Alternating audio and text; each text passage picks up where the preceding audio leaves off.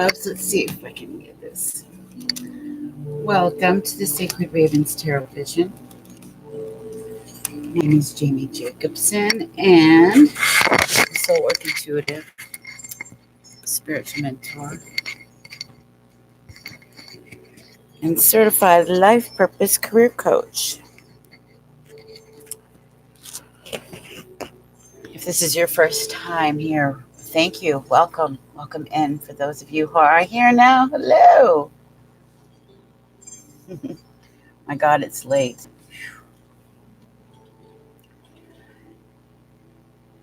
Oh my goodness, it's late. So for those of you who are just tuning in, who are in here for the very first time, welcome. Welcome. I am so happy to have you in. I can't believe that we already have people here. I'm going to grab some sage and clear the energy. So a little bit about myself. I am Soul Work Intuitive, as I said earlier, spiritual mentor.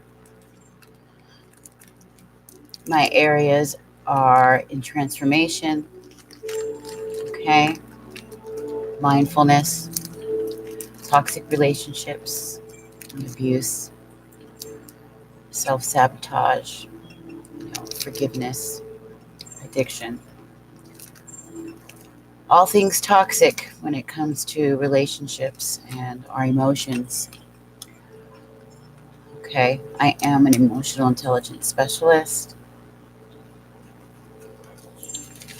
Ooh, that's long. Let's see if we can get this here.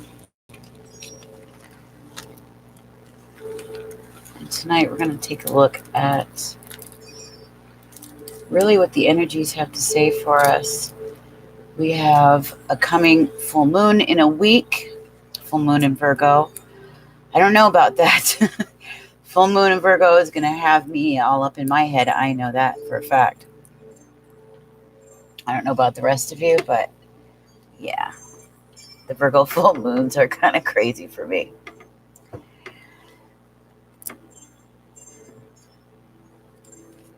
So we've got OJ Kush. Hello, sexy Latina Anita. Gagan, hello. How are you? Welcome. Yeah. Oh, there goes my dog. Of course, she has to. Hold on. India. Every time it's, I think they must have an antenna on them. They must know when I get on that it's time to interrupt Mama. India. Hold on. Stay down. Stay down. Stay. Lay down. Lay down.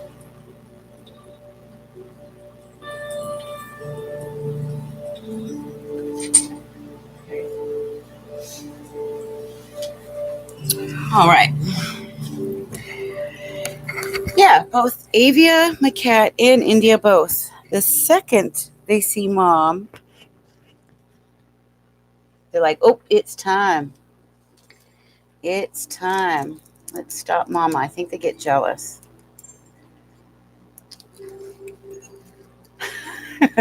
Hi, Saba. So it is late. I do apologize for that. I know some of you, it may not be as late as it is for me, for you guys. But I at least wanted to come on for a little bit so we can at least do the energy read for this transit. Hello, my darling. How are you doing, baby? Let's see here. Here we go. Yes. So I'm going to put my email address in here. Should you need to email me if you have any questions. All right. or concerns or anything else you need to email me for that matter, right? Bam. My About Me page, okay? Or the website actually where you can know more about me and the work that I do, who I aim for, um, the areas that I focus on, okay? My educational background and such, okay? There we go. Mm-hmm. Did you get that? Oh, yeah. Okay. Johnny Jacobson. There we go. And should you decide, if you have personal questions, for those of you um, who wish to, you don't have to, of course. Those are available to you. Okay, I try to keep them the same and consistent so people know what to expect, right? We have our one cards with the free oracles and so forth and so on. Okay, I don't know if I'll put the whole list, not tonight. Anybody who wants to inquire can find out, and I will let you know what is available to you. Um, Hello, Anamika baby. How are you doing, sweetie? There are some interesting spreads, however, some interesting love spreads. So if you're interested, if you happen to get a love reading, okay, there's a few spreads I'd love to try out. So I'll give you a choice of 3 different spreads if we do it that way, and not live, but offline. So there's 3 tarot love spreads that I'd love to have us try out. But just to let you know, there are those. Oh, and the yearly. The yearly spreads are out. It is a written, okay, by email, and you will get an entire written report. Let me know if you're interested in that, okay? As well as your life purpose, a life purpose spread, which I'm very excited about. It's real fun to do these creative spreads. I've been playing around. You know, I do a lot of my own readings and such, and test a lot. So I can't wait to test them on you. Violet Ann, hi baby. Have you been?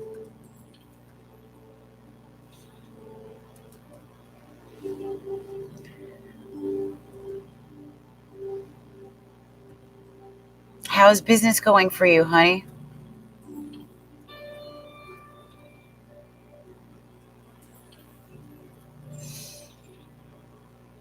You're working hard mostly? Yeah. Is How is it going? Is it going okay for you? It's good. Up to 450 odd. Oh, I see what you mean. It's odd?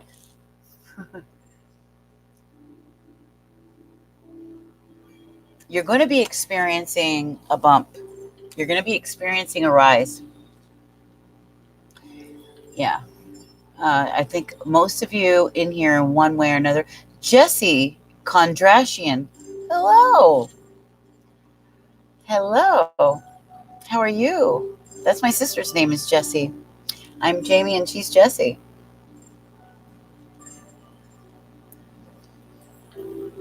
Yeah. Yeah. It's working well for me. I'm pretty, oh my God, I've been busy. Whoo. But I have my traditional job at the shop, the lifestyle metaphysical shop as well. So I have to find the odd hours to schedule things in. I haven't done any monthly videos, just the lives. I now have a Tarot Vision Instagram page. I've always had an Instagram page, but that's more my own personal. Well, I wouldn't say personal. It is a professional page, but not geared for Tarot Vision. So I now have that up, which I'll probably start when we begin at least the collective read.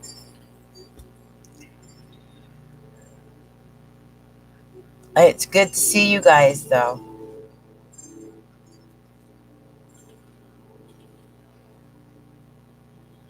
How are you, sexy Latina? And you, Anamika?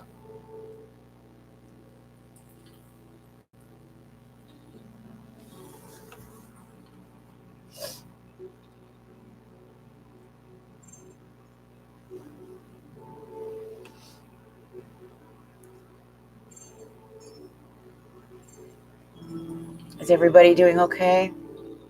Are you feeling stressed out or anything? Looking for answers?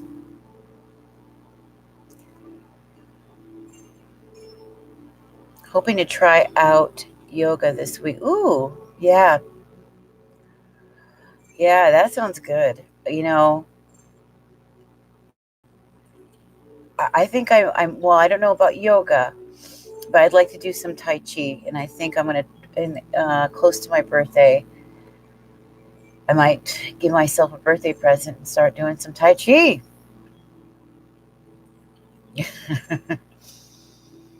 I need it, let me tell you. For the body, especially. And change up the eating habits. Quit which reminds me, I need to grab one. Lower my energy drink intake. But it's beautiful to see you guys.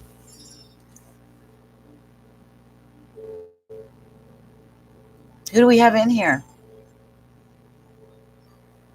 Say hello now or forever hold your peace.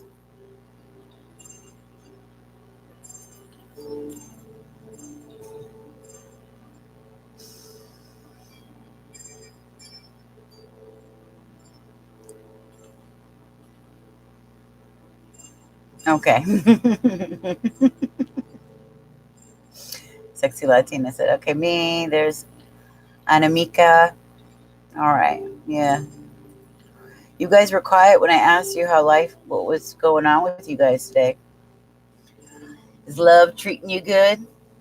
Is there somebody we need to smack upside the head?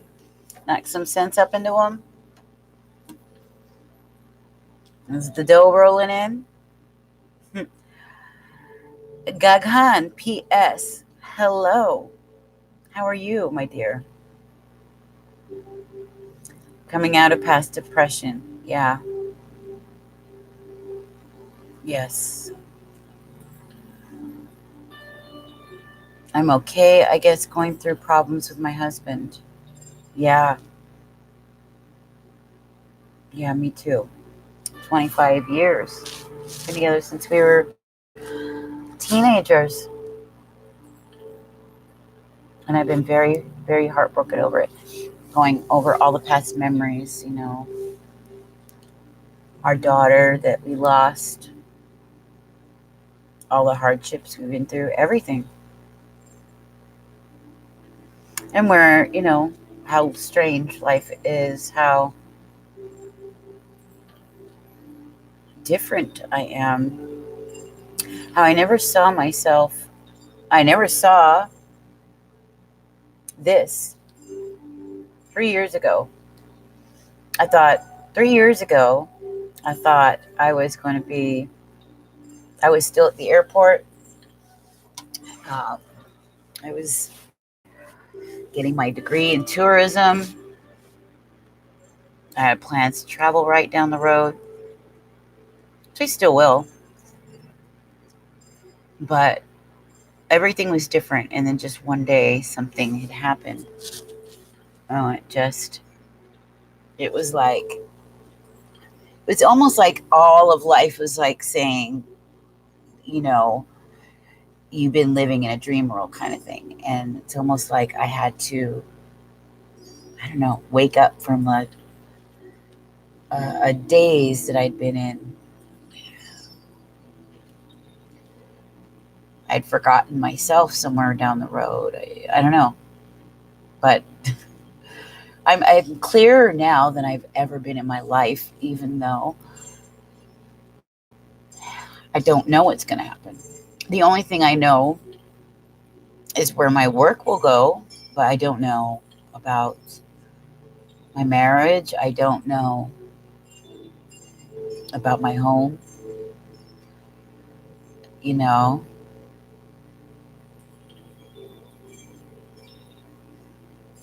it's just me now. So I'm going to be at my friend's place for a little while until I decide what that's going to look like. I don't know. I don't know.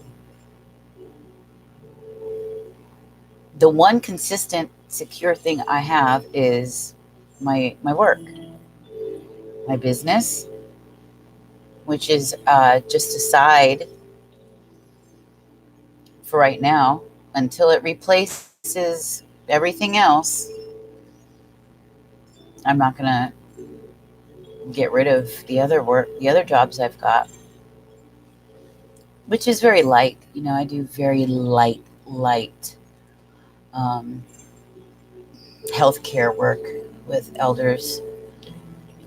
Nothing like I used to. At the assisted living facility in downtown where I was the activity director, I couldn't imagine doing that now.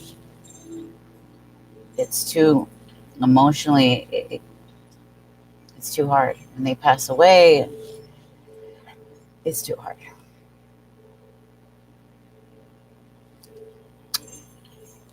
I love you.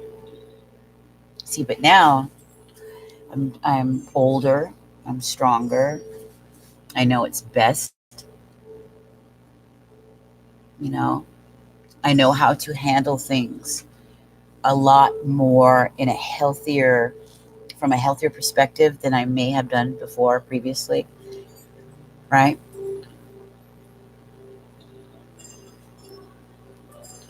I've learned how to ground myself when I need to. Still having issues with it because I tend to be up here a lot. Always up here. And I like to control. I like to know that everything around me is good. And it's very hard to just surrender it and just surrender it and wait to see what happens. That's really hard for me. But I do it. I've been doing it. I've been getting props for it.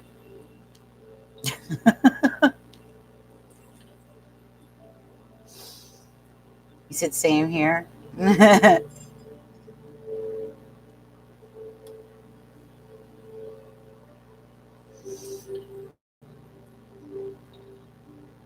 Yeah.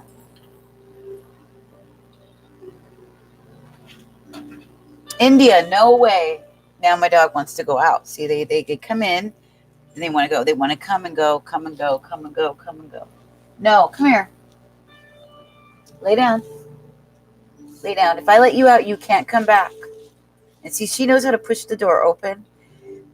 They don't not just open the door, but kaboom, the door open behind me. Even the cat. Her fuzzy butt's right there.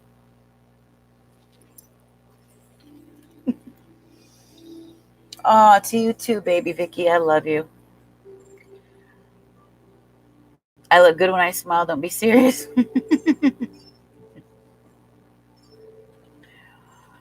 Yeah. Um, my guy says that. He likes my smile to make me smile more. How about that? There's an idea.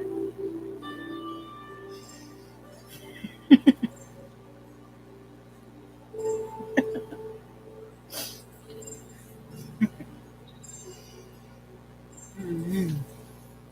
Thank you. And I'm sure too, when I'm far away from the stress, when you're in the midst of the mess, of the craziness, you're so stressed out. You don't eat right. You don't sleep as well as you need to. I'm sure once I'm far removed from it and get a grip on this, and it's a lot more peaceful. Believe me, my friend, he's from Eritrea. He lets nothing get under his skin. He wakes up in the morning. He's singing. He sings his little Eritrean folk songs, or he's listening to old Billy Ocean, Caribbean Queen,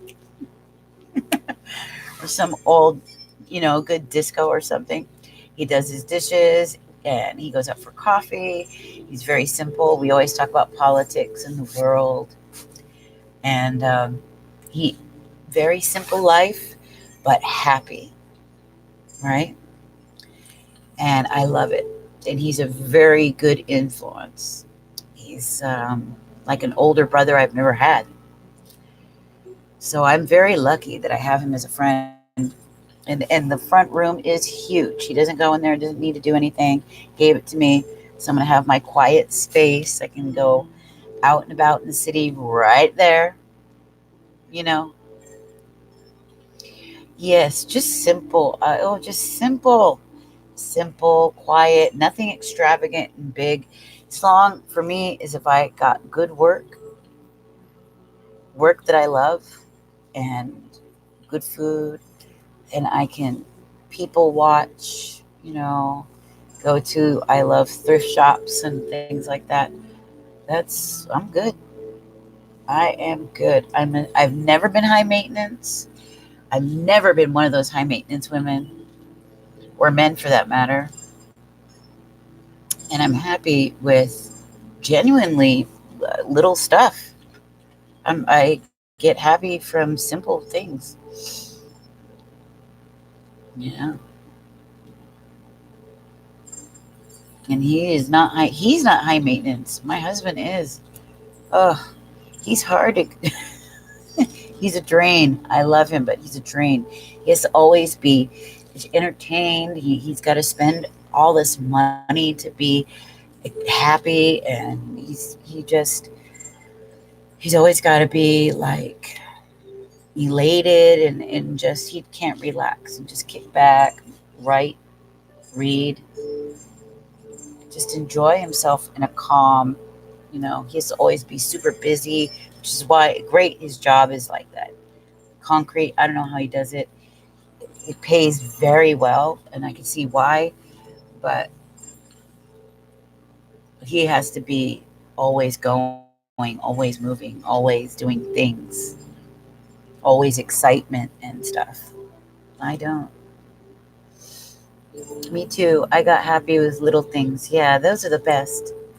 Those little things, the little, like the nice cups of coffee at a cafe downtown when it's a beautiful spring morning or something, spring afternoon, or a nice glass of wine at a real nice, cozy little spot. Or just at home, kick back with a cup of tea and your journal and some soft music. Your husband's the same way. I feel like we are not compatible. Opposites attract. Remember the Paula Abdul song? Opposites attract.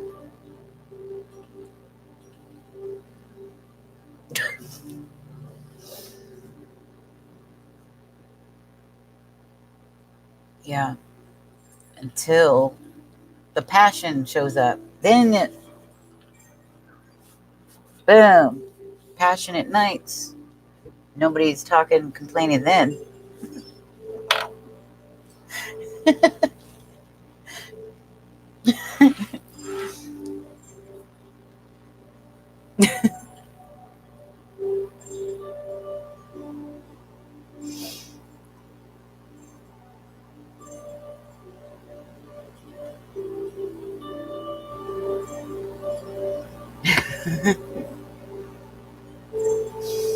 especially with his pervy butt.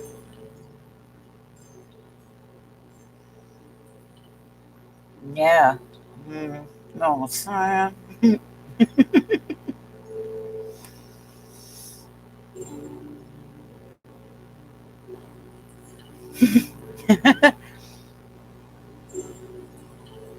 Violet Dan said, you just can't breathe or think properly when you're in the middle of the storm. Oh my God, I know. Damn.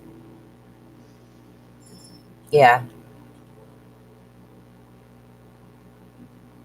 Especially if you haven't been able to do it, been able to be intimate for a long time, then they finally get their hands on you.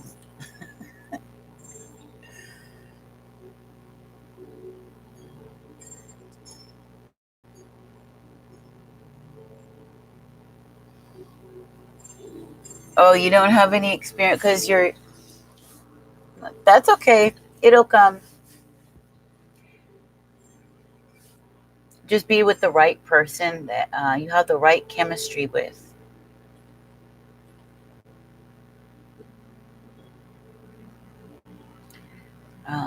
Like me and my guy were best friends, almost like very good friends before. And that's what became missing, I think, in the last couple of years. We lost our friendship. And that affected um, even passionate times. When you lose the friendship. Yeah.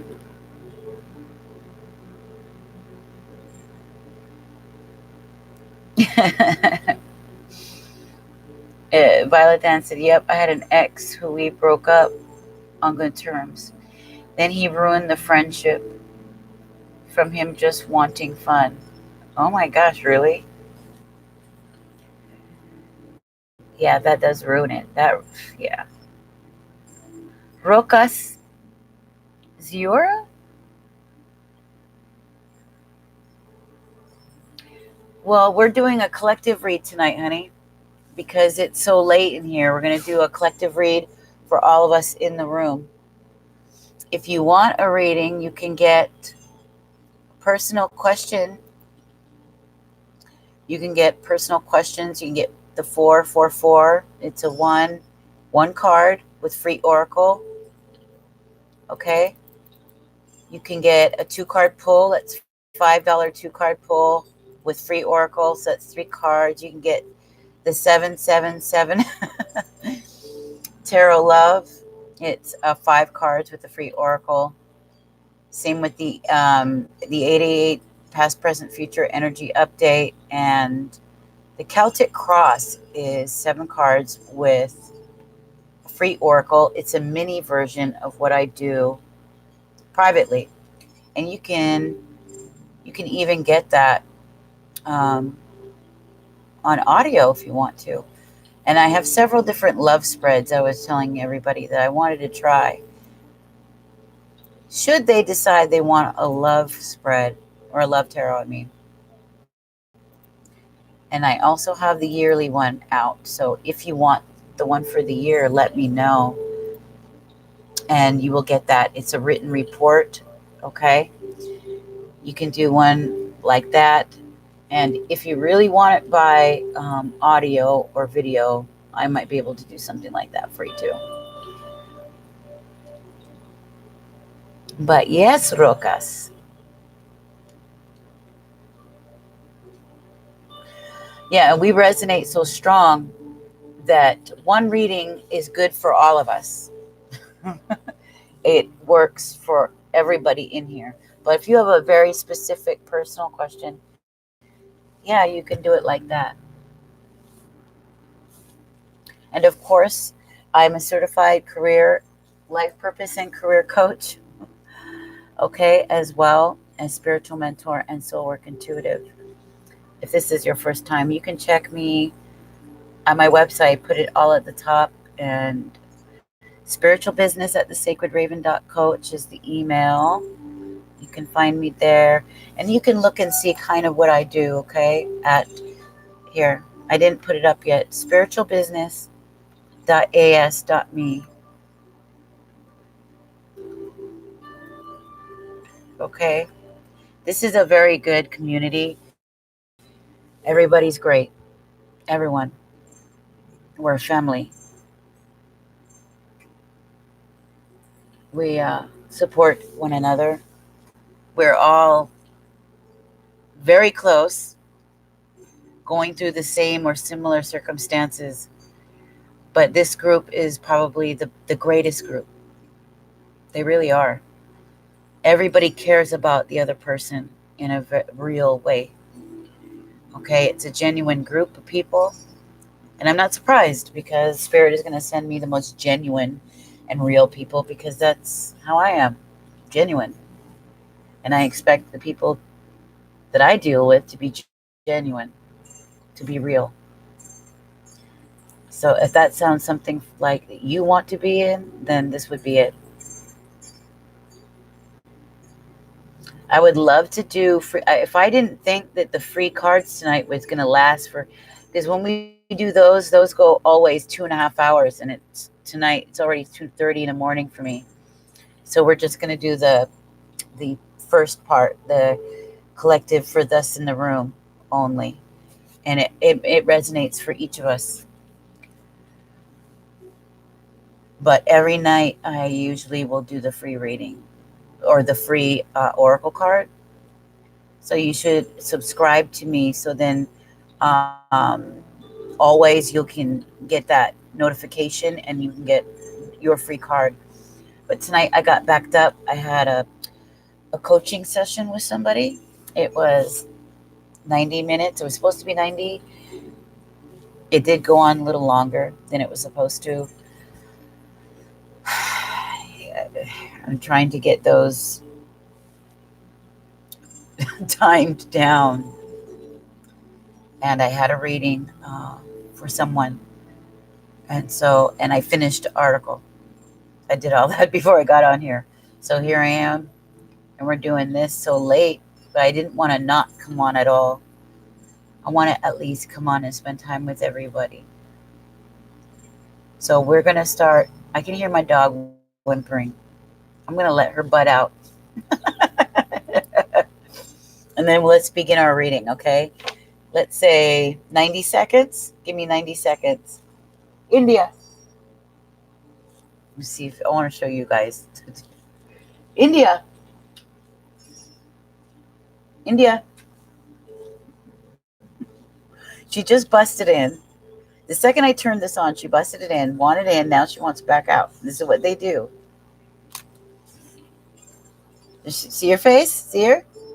Look at right there.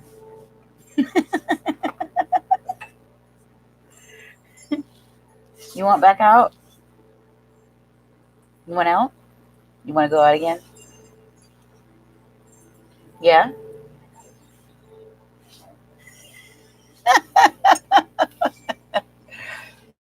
And then we've got Avia right behind me.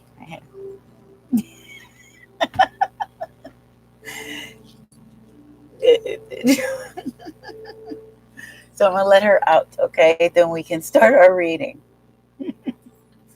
The bugaboos. You damn bugaboo. All right. I'll be right back.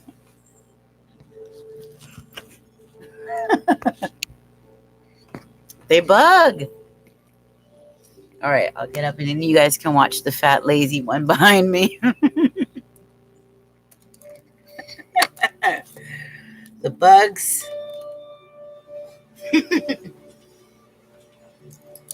We got chubby butt right there. All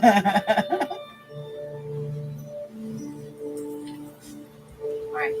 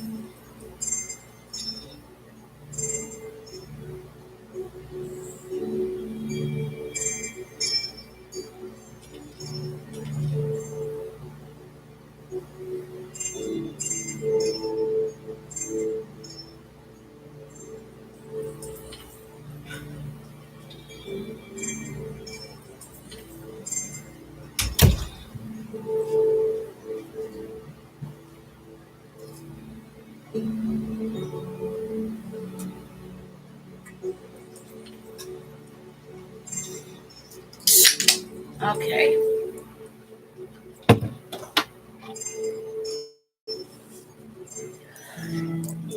They're with Pops now. Avia too. So they won't be a, they won't, little harassers won't bug us.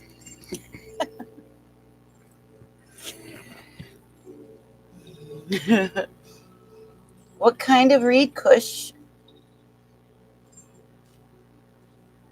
Hey, Lisa. Because Kush, oh, is it OJ? OJ Kush? We're just doing tonight because I came on so late. I can only do a collective read for us.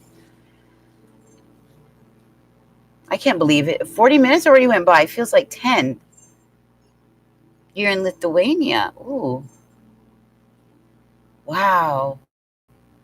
Yeah, it's 2:35 a.m. I'm in Seattle.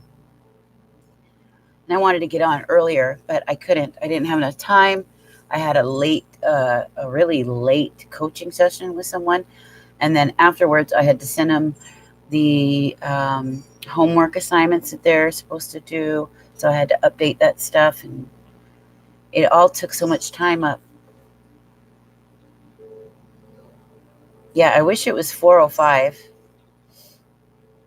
So I thought, well, at least if I come on, I mean, you can have a reading if you want. Do you want the, I have a 444 reading.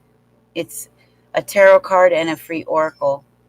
But all the other, the oracle card ones, that section usually lasts about 2.5 hours at the very least. So if I do that, that will be too long with everything.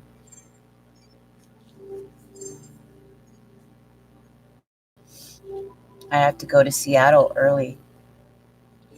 Yeah, and Vicky's in Kenya. She's in Kenya. Everybody's Elisa's in Greece, and Violet Ann is in the UK. Hi, Elisa.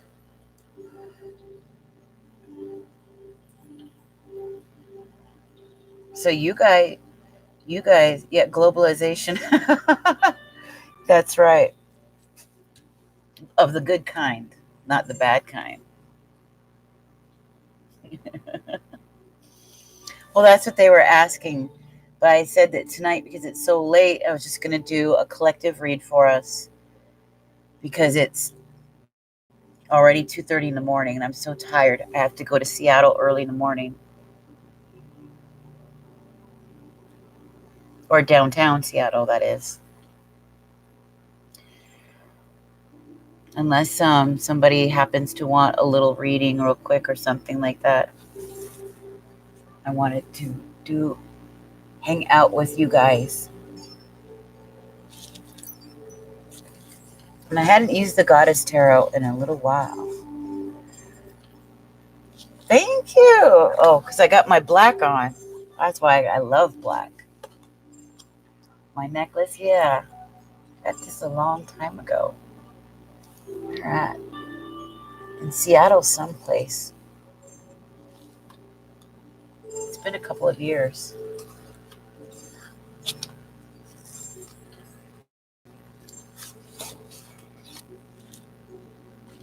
But yeah, I always feel better in black.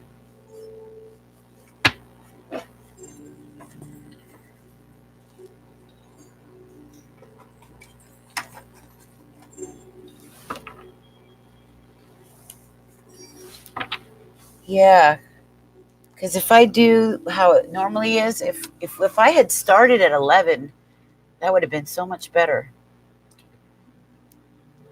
But I didn't even get done with that session until 11:30, and I had so much more to do. Yeah, black is sexiest.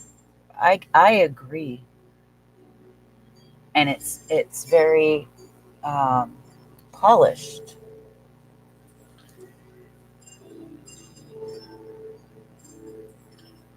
Right. Oh my God. I know. And my cards keep telling me, you better slow down. You better slow down.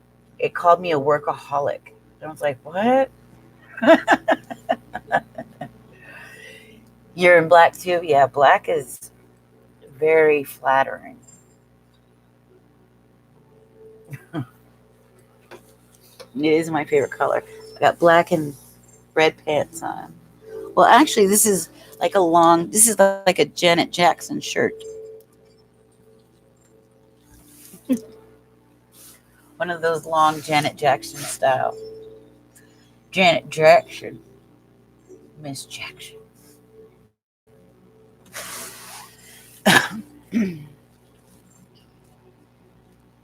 I'm definitely in workaholic mode.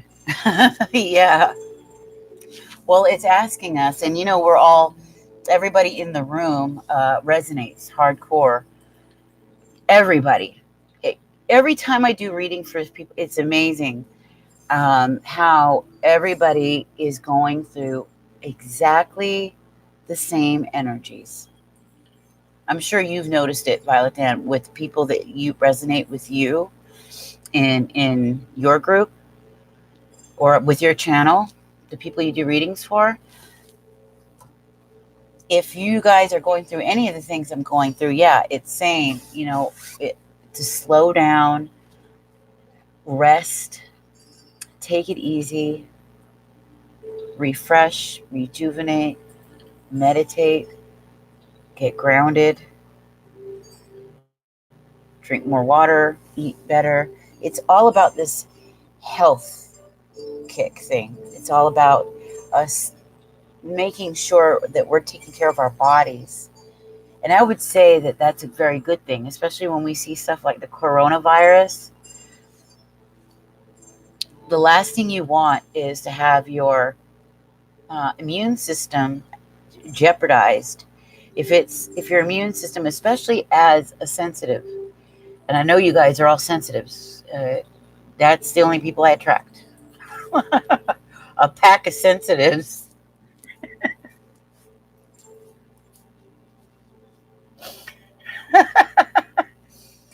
And we have endocrine system issues. And that causes immune deficiencies and other immune problems. So we get sick easier for the most part if your system isn't naturally healthy, or if you aren't already on a regimen that's keeping your immune system strong. We're always the first to get sick because we soak in the stuff like a sponge, and it's so if you can do what you can to boost that immune system, take vitamin E, take vitamin D.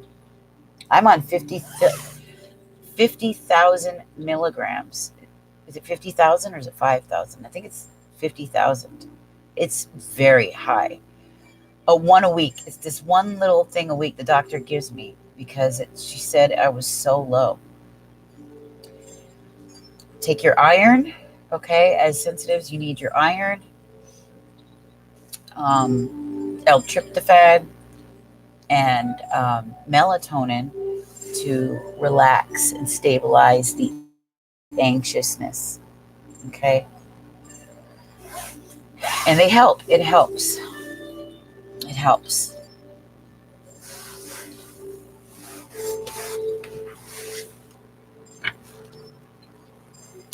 Better go outside and get your prana and good air for your immune. Yeah.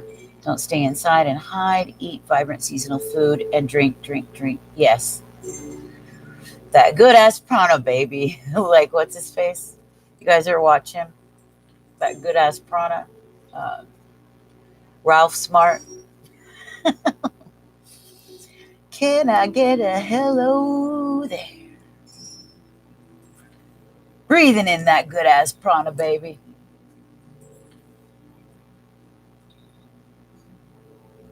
You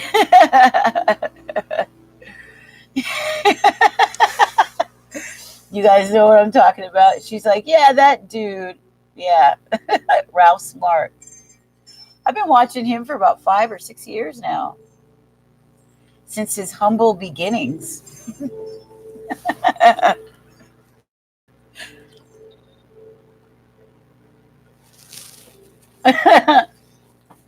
My husband said he's weird. He's like, that guy's kind of weird.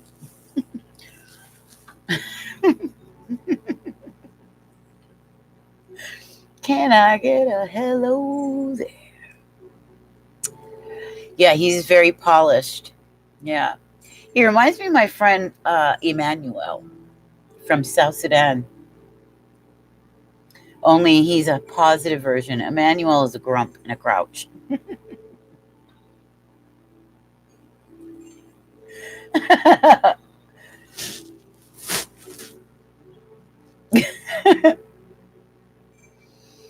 Do you watch Fleur Brun? Fleur Brun. I don't know. It's great change. He is an alien. What?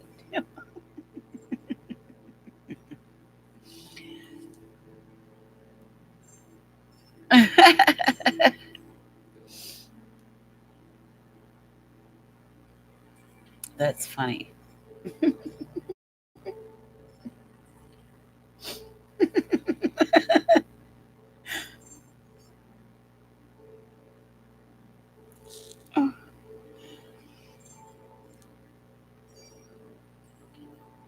Well, Chance, you said it's a great chance. Oh, it's a great chance he's an alien? Why? Because he's so weird? Or is he weird to you?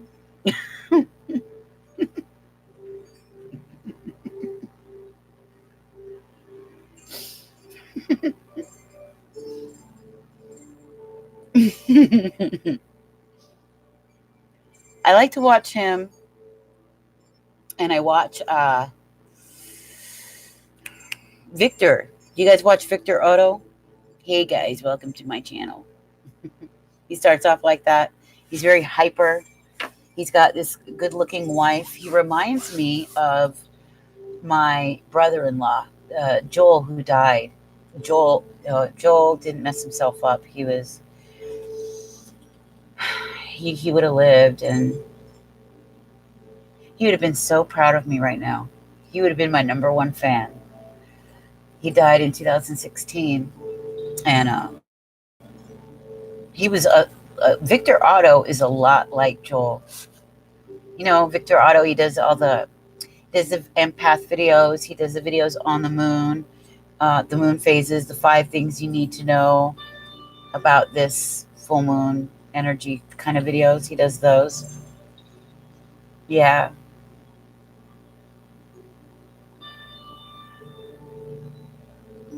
You're right, Rokas. He's good. He's intelligent. Very smart. He's kind of like, if you ever watched a show called The Reading Rainbow with LeVar Burton, uh, it was a big show on PBS. And it was good for kids who wanted to read books and things like that. Ralph Smart is kind of like an adult version. He's kind of like a kindergarten teacher for adults. That's what he reminds me of.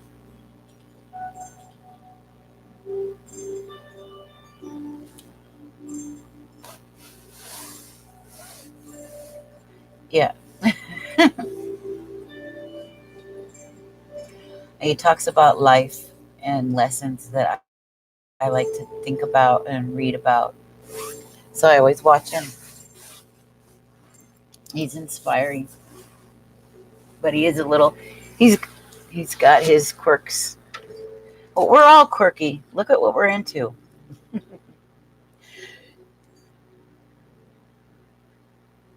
Yeah, something is a bit off. It's I agree. I agree. I don't know what it is. His eyes even seem different to me a little bit. Like they're almost a different color. I feel like I don't know. I hope he hasn't gone down any darker paths because he's been really dark occult. He's been bringing up topics that are generally reserved for the dark, heavy occult. Um, and I noticed he talked about them in a positive light. So mm, it kind of threw me off a little bit. I was like, I don't think he's ignorant of that, but to mix it in with such other good material, it makes me concerned because people will be influenced by that. You agree? Yeah.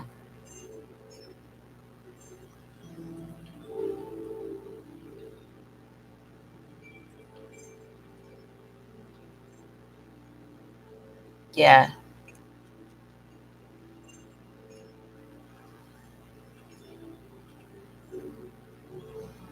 So I should listen to my intuition, of course, more often about that kind of stuff. One thing I want to share, Earth is flat and it's computer. We are moving through the matrix because we are in the other dimension and it's the only certain level.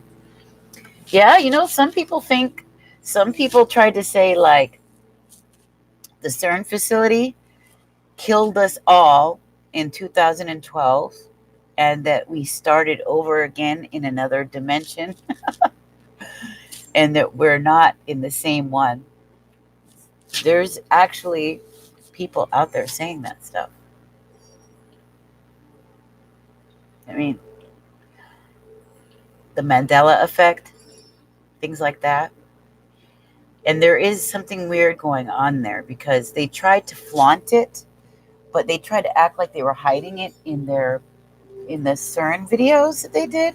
They did that really weird fallen angel video with all this strange symbolism, and they had that video with the dancers doing the Shiva goddess of destruction dance.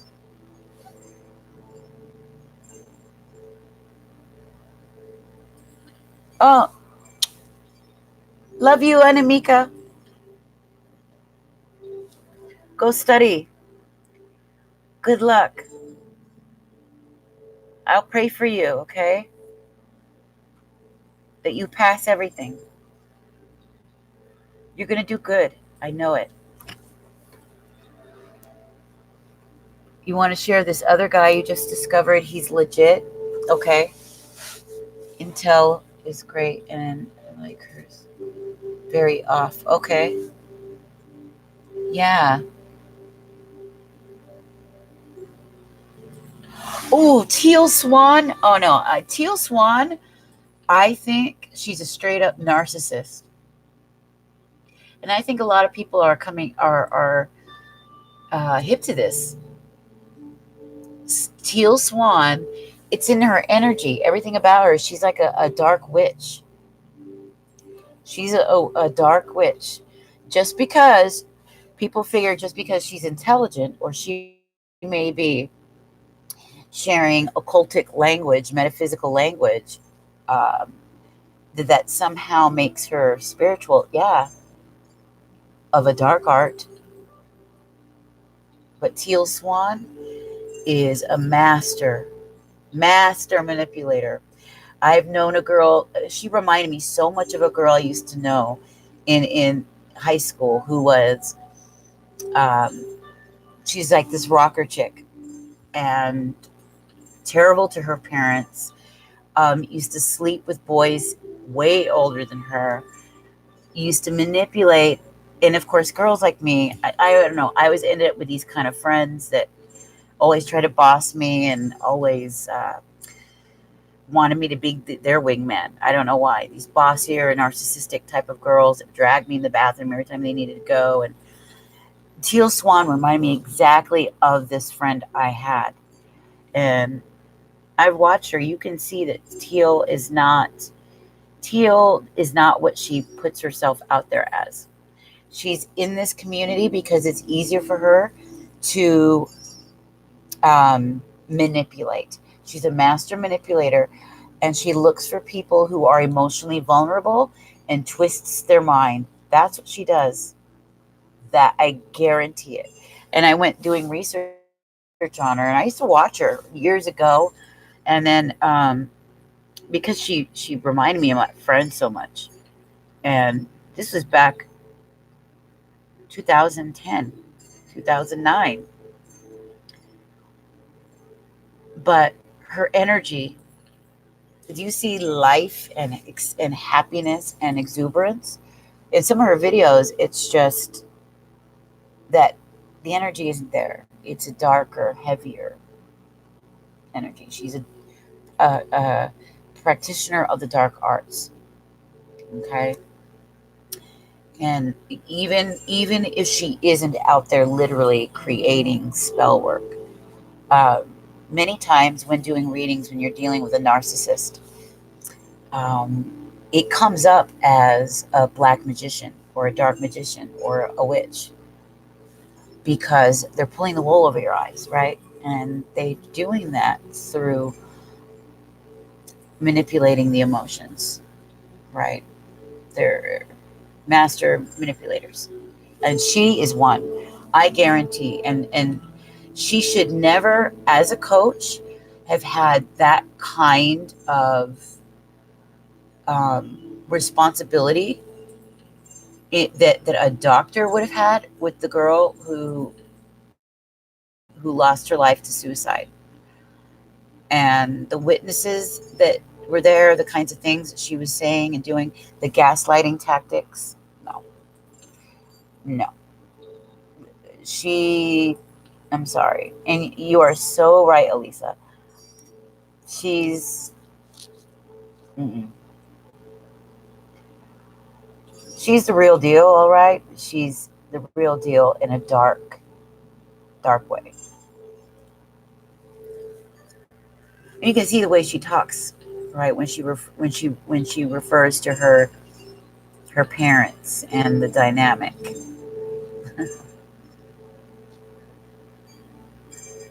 I've seen it a million times with narcissistic men and women when what they do to their parents, how they smear them, and how the words they choose to use and the way they describe the relationship. And when you deal with a narcissism over and over and over and over again, they are always the same. They never veer off. It's like they're carbon copies, all of them. And she is 100%. She's everything that a Jezebel. She's queen of the Jezebels. Queen Jezebel. Using people who are emotionally vulnerable. And she gets her sense of power through it. She gets her sense of power through men that she can use. And she does that, knowing she's attractive. She's no fool. She's no fool. She's a dark witch.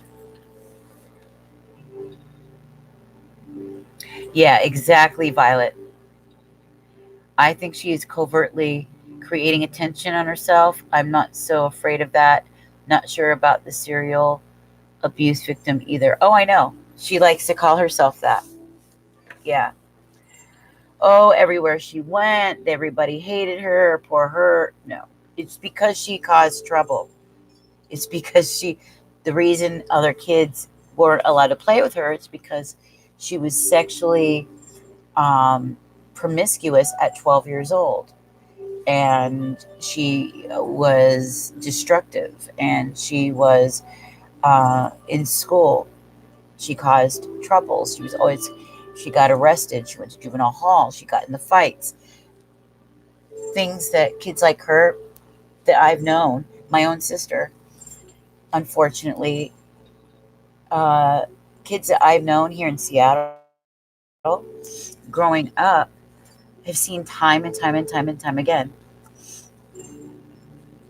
Yeah, I used to watch her, Violet, for years. And it wasn't that I believed that she was this great teacher or anything. I mean, a lot of times I had the feeling like she just was really good at regurgitating material that was secondhand, honestly. And then you always get this dark heaviness from her. You know, people who have strong senses can pick that up. And she has this disdain for the empathic person. You can tell by the way she talks about it, but she likes to represent herself as the victim of narcissism, and it couldn't be further from the truth. She absolutely is, and has had clients where she's gotten way past where she should have been as a coach, where only a psychiatrist should have been. And she abused that privilege to feel powerful over the client. One girl killed herself. Okay, she gaslighted this girl. She did all kinds of emotional manipulation to this girl. Yeah, yeah, her followers. Yeah, I agree, Elisa. She plagiarized the completion process from an enlightened guru from India Straight. Yeah, an American follower caught it and called her out. It's straight plagiarism. Yeah, you can tell. I didn't know this. I didn't know that. But I could just tell by watching her, by listening to her. It's the subtleties. It's very subtle. It sucks because I use my intuition. I use my ability to read between the lines, the little things, and it's hard to prove to people when you're going by that, but you can just see by body language, by words used, by what she references. You know, I pull all these pieces together and can see, it gives me a broader picture. This woman is fake. And it's just very easy to go into the new age community, right? These are people who are looking for healing. These are people who are trusting, who tend to have a lot of open um, and tender people, okay? A lot of empathic people who are trusting. And predators like her find it very easy to get into these kinds of communities and prey upon emotionally vulnerable people that are seeking answers. And it's disgusting. It's wrong. And you can see that her information is secondhand. It's stuff that I've read in books over and over again. Nothing like she came up on her own. True, you get it from her eyes so cold. Yes. Yeah, exactly. She refused to own that, of course. Yeah. Yep. Yeah. She's just good at getting the right people to do things for her and getting herself into situations where she can manipulate. Why that's why her family's not around. There would be too much found out. But now she says, "Oh, it's because she was abused." That's so easy, isn't it? And that's what bothers me because Elisa, you're the real deal. Violet Ann, you're the real deal. I'm the real deal. But Miss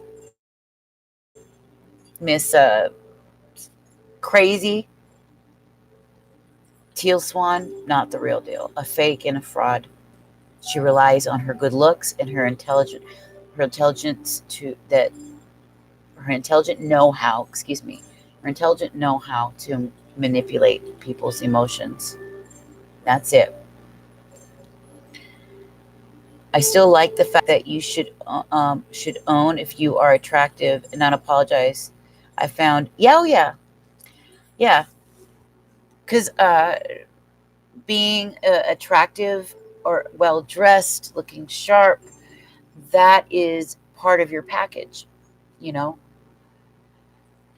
And definitely own it if you got it, flaunt it, get your heart out.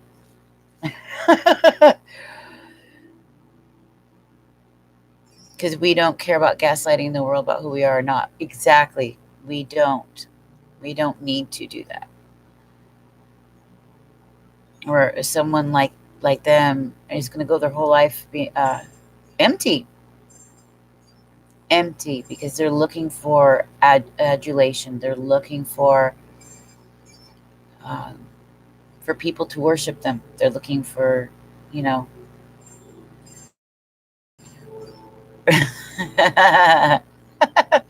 Yeah, you need to own your own sexiness, but there's people who use sex as a way to manipulate people. Yeah, they do. I have a lot of friends that do. Yeah, men and women. You know, there's the gigolos, thoughts, and hoes. You know, there was a moment I was put on that altar. Oh, really?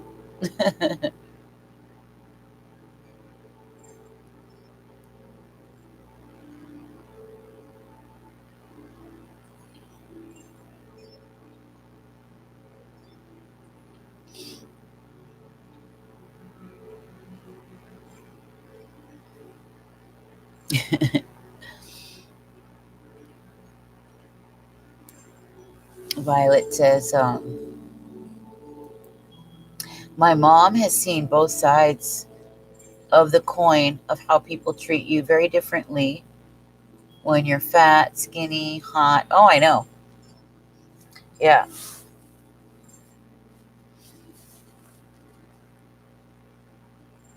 I was called, I was called stage of this new age movement. So much of it was off. Oh, I know. I agree 100%. Because it is. And it's very, if you saw its origins and where it came from, you would know. It was made for uh, heavy and not very good purposes.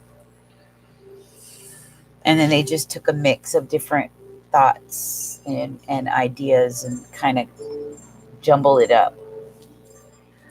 Um, a lot of it from behavioral therapy, psychotherapy, uh, with Middle Eastern ideas and other things that the Central Intelligence Agency was working on, mind control techniques like EFT, right? But it's not really, to me, it's never really been a spiritual movement per se. It's more about psych, the psyche mixed with metaphysical concepts.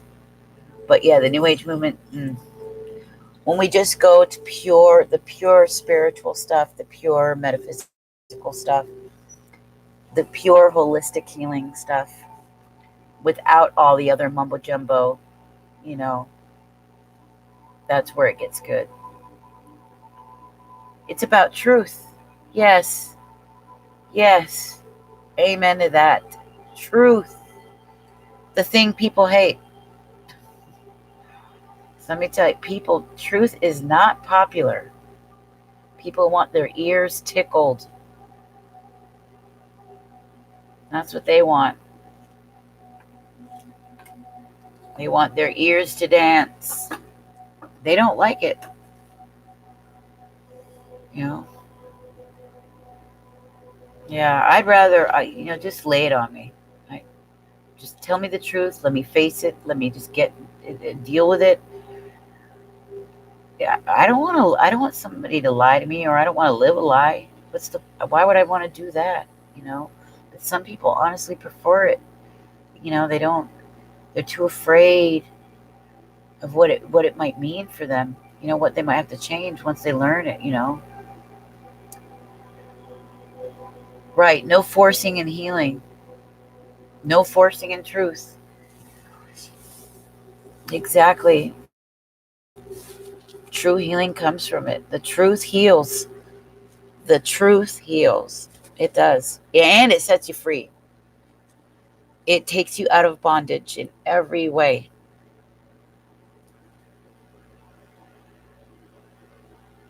The truth does set you free. 100%.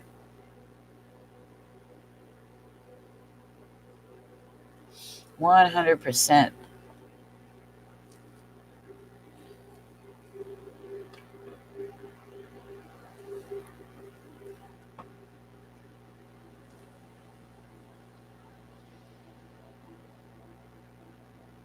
I'm telling you, family, watch little Pilot Man. He's a trip. Okay, I will. Yeah, I've just put in the name. I'll go to it. I'll watch it before I go to bed tonight. Right after we get off.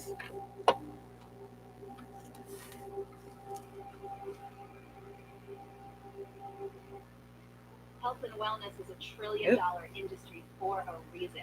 We are living in a society that has done a great.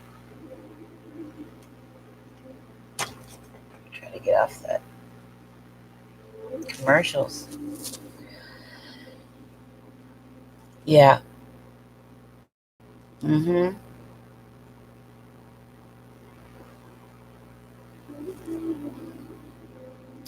So I think I want to get us the what is it? Uh Jasmine Beckett Smith Oracle, the Mermaid's Oracle, because that's a nice, good oracle to read from for us tonight. I have the Goddess Tarot, Moonology. I want it to be all different cards tonight. So I'm going to use the Goddess Tarot, the the Oracle from the Mermaids, and one other one. I'm going to go grab them right now. Of course, I have the energy deck because that's a given. The energy deck was the Moonology deck. Yeah, the Mermaids. I'm going to go grab that right now. Light this up. A little Palo Santo. Ooh, ooh, that one smell like Palo Santo. I'll be right back.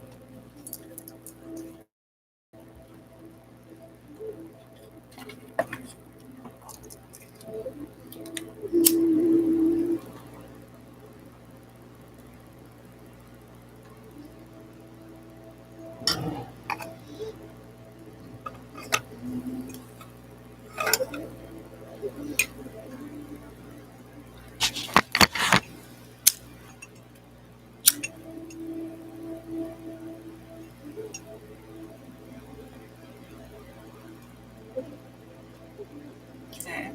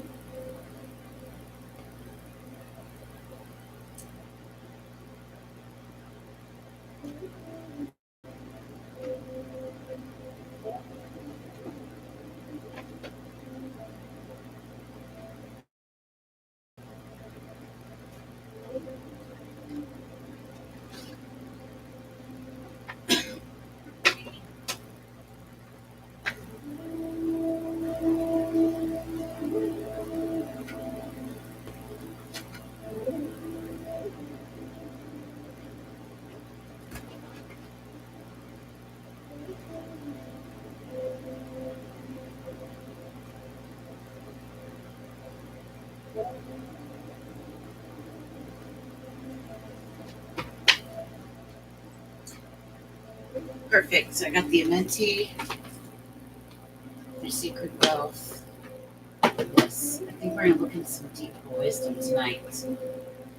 The crystal wisdom.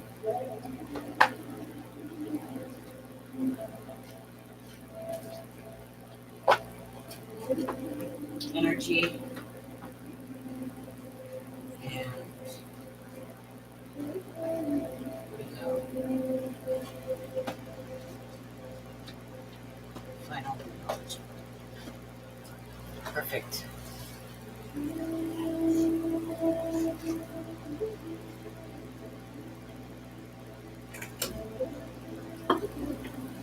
Okay, so I pulled out. Is that India again? Is that India? Avia. Come on, girl. Be good for mama. All right. Sea waves. I know. That would be cute. That would be really cute. Okay. Candle for a minute.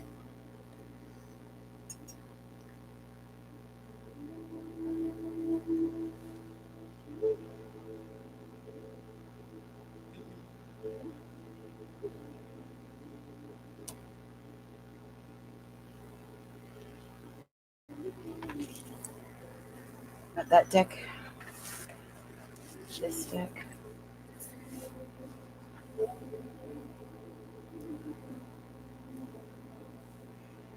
It's a final advice.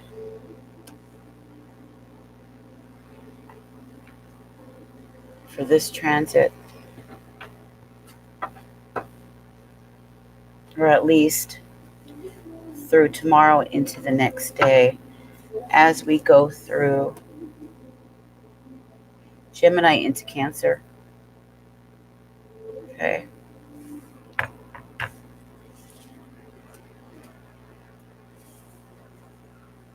The energy deck. Yeah. This is a given.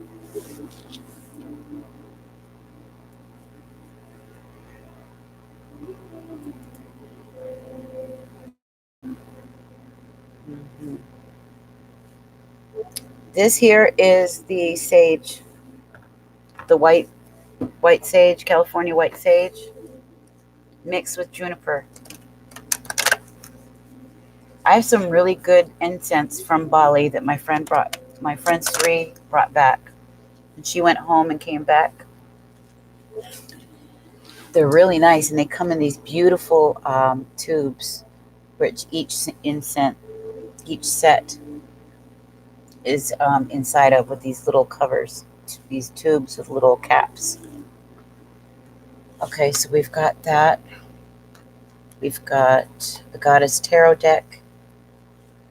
Got that deck.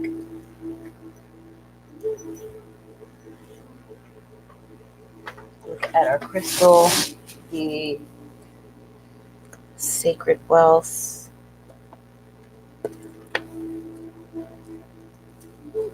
What our abundance looks like. Abundance energy, where we're at, what we need to change, why we're not attracting what it is we need.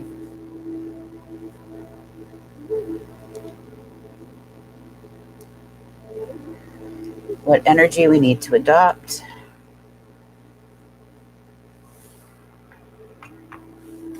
And that looks like they're all blue tonight. That's interesting. They're all blue, most of them. There is a Bali in Crete. Oh, really? Yeah. One of these days, a lot of entrepreneurs are going to Bali. It looks really beautiful. But first, I got to do Honduras, where my grandma is, on Rattan. And we've got the Crystal Healing Wisdom, which will look at our health. Because somehow, for some reason, health is a really big factor. See the energy of our health.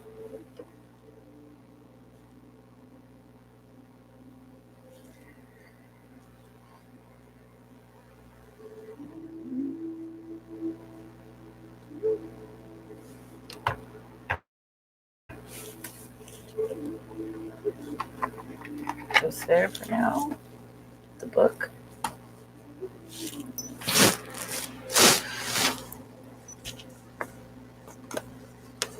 Some wisdom from Living with a Feather Heart. Okay. Which is sort of like the affirmation with wisdom. And you guys are familiar with these. We've read them one night. We went through them.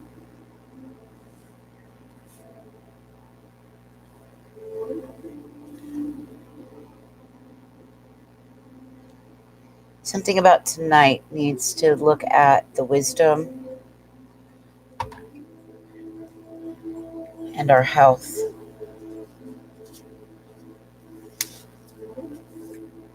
Yeah.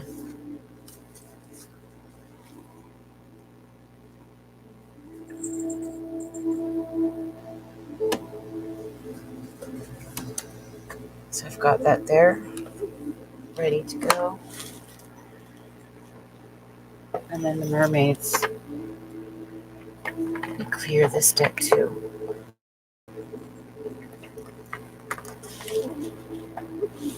And I chose all these interesting, these dark blue decks.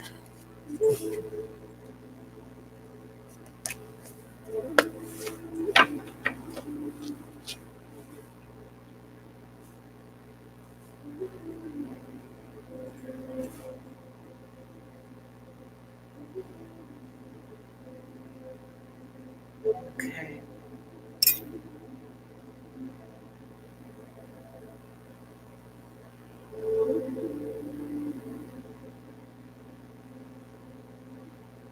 Yep, it is. Sure is.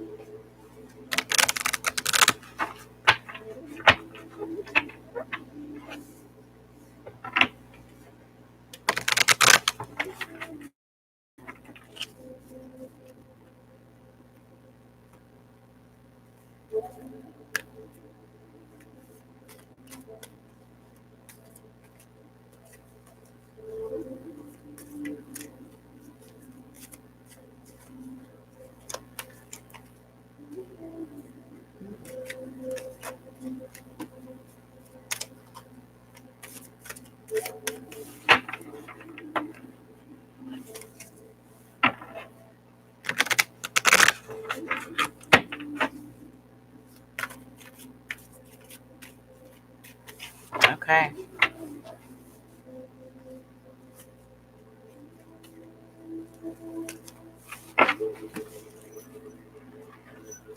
Okay, I think I'm going to begin with the Oracle, of course.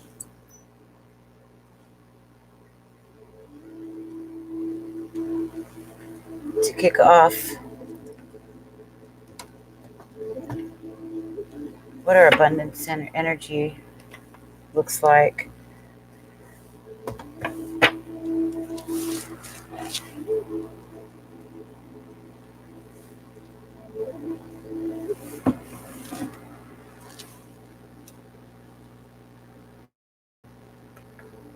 Here we go.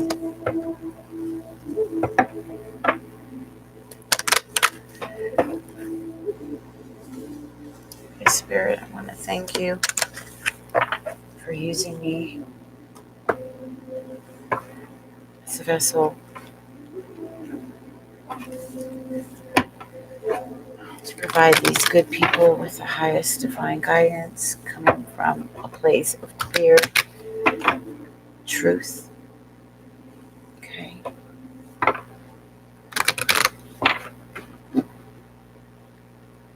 Help find a breakthrough, find some clarity and some healing.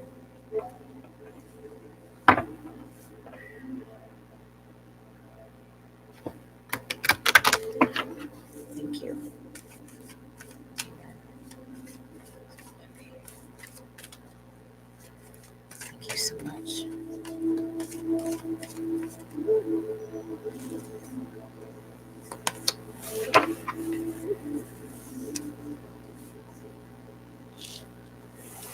Today, you guys have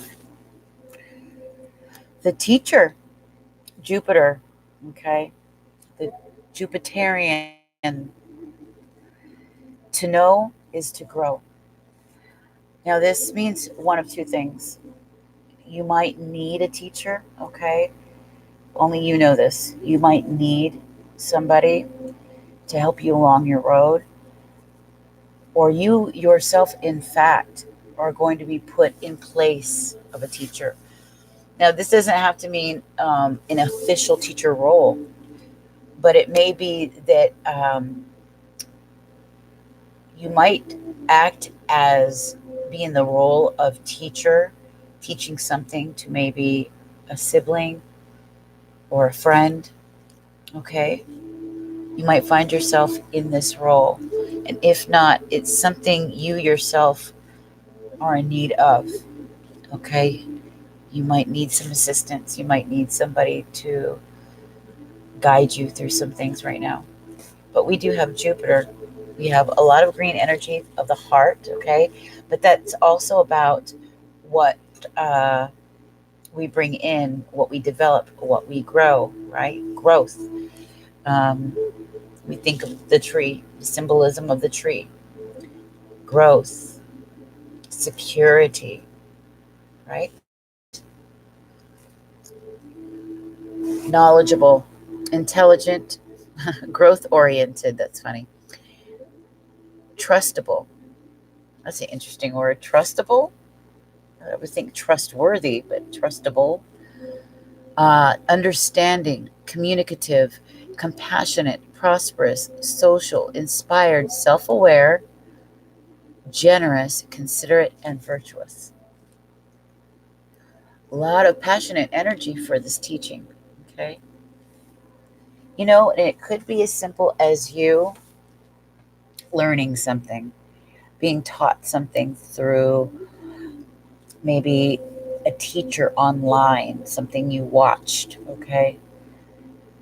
Maybe something you are receiving in a classroom or a group facilitation.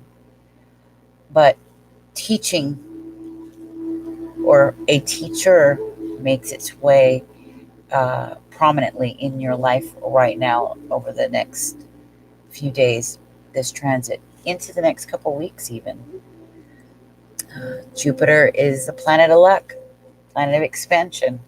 So consider yourself expanding in your knowledge.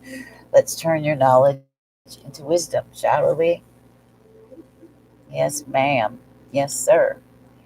See here, we've got this person offering what they know, teaching this for their individual.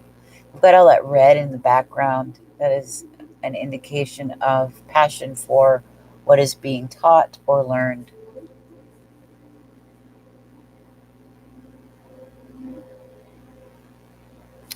Me? Oh, no. I'm not, well, no. Actually, I don't feel sad. Tired. I don't feel currently sad. Maybe there's something there. I don't know. I feel okay. But I feel a little tired though. It's late. Trustable, something you would say. Yeah,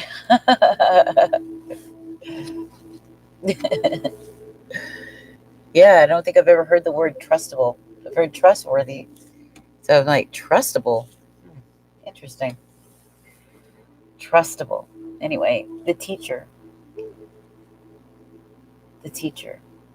So you guys could have a teacher in your life or be in a spot where you yourself are acting in the role of a teacher or being in a classroom of some kind. But teaching is receiving a teaching, maybe a spiritual teaching. Okay?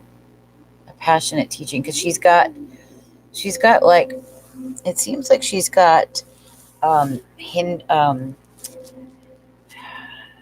Hindu tattoo on her hand. So you get this feeling that it's definitely spiritually based, what's being shared here.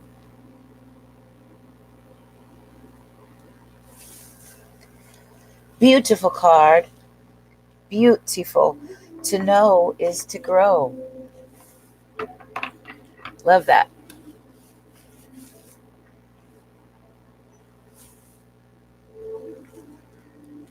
To know is to grow.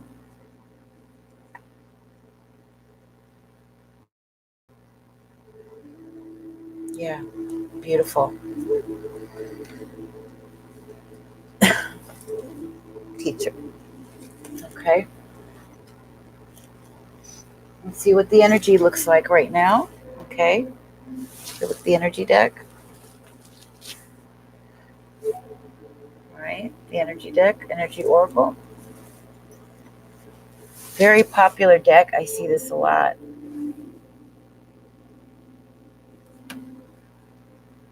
Okay. See what the energy looks like around us. Thank you, Spirit. What is it that we need to know? What does the energy look like around us?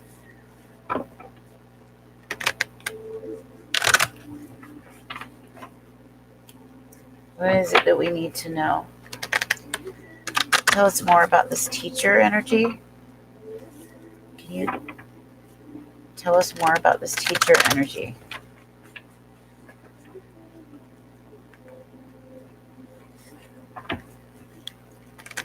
What are we being taught? Who's teaching us? And if it's us, what are we teaching?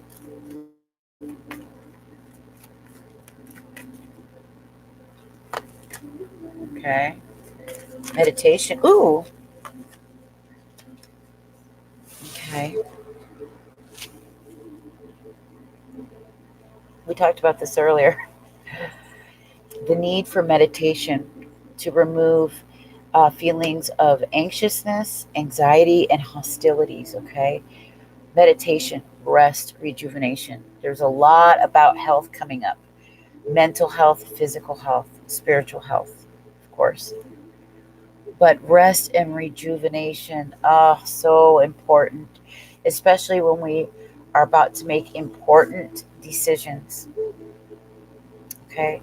Some of you might be learning the art, okay, of meditation, which is really helping you to dispel a lot of old hostilities, anxious feelings, and things of that sort, okay? We have 26 and we have 19. This is a 1, okay, ultimately. And this is an 8. This is about what? New beginnings of what we bring in and what we're attracting when we put the 2 cards together, okay? But particularly what we are attracting due to how clear our mind is, okay? Whether or not we are reflecting, are we self-aware? Okay. Ooh, I like that. Yeah. It may be that we have some people that are showing us hostile attitudes, okay? And the way to combat that is through what?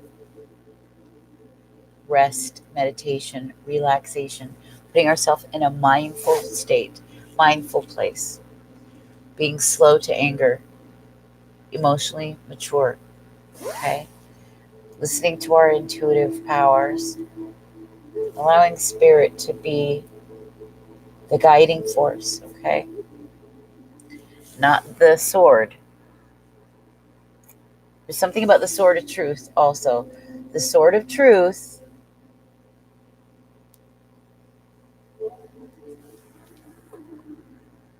is going to come up during times of meditation, reflection, okay?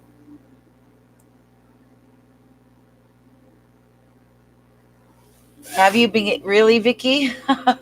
Yeah, yeah. It's like I said at the start.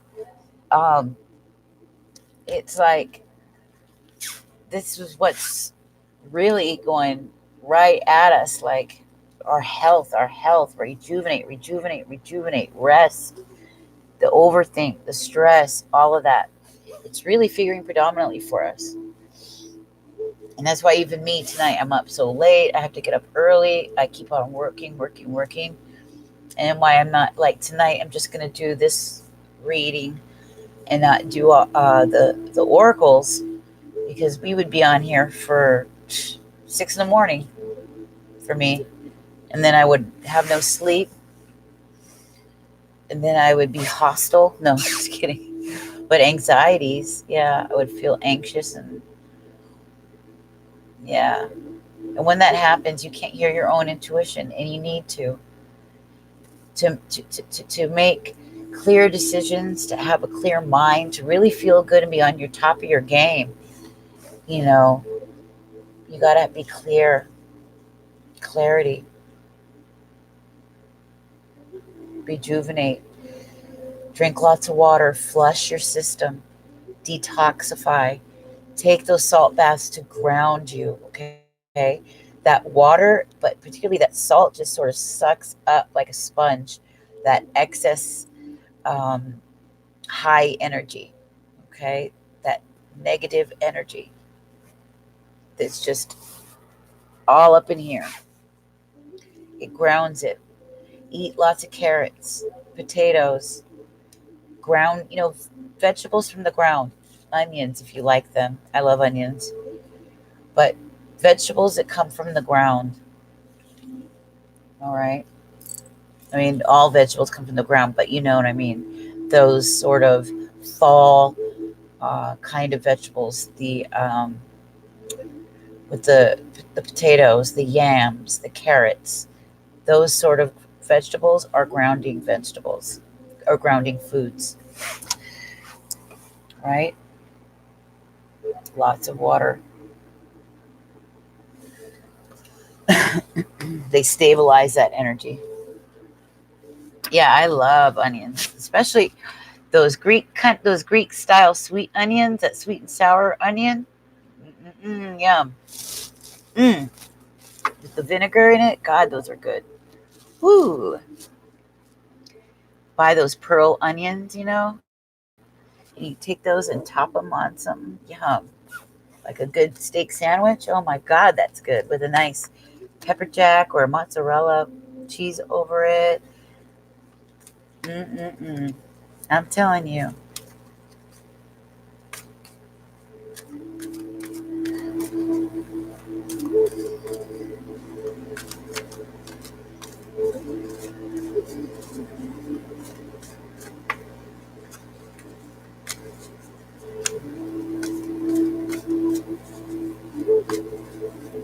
Hey Joshua, there you are. Do you think hair has memory?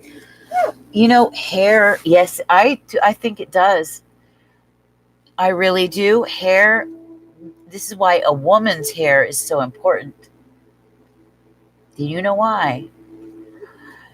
This hair not only acts as a covering for protection, but it picks up like an antenna. It enhances a woman's intuition. That's why if your hair can stay virgin without all the chemicals due to dyes and colors, unless you can do it with natural stuff. The women back in the day, they used to make these beautiful hair products made of fruit extracts and all flower extracts and such, and put it in their hair. Um, African American women, their hair was beautiful and soft because they would use the extracts and everything too. I think that art has been lost for the most part, being an American, but that hair, the natural virgin hair, enhances and increases our ability, our natural intuitive ability as females, males too, but particularly the female. It's amazing. So yes, hair is incredible. Do a little bit of research. You're absolutely right.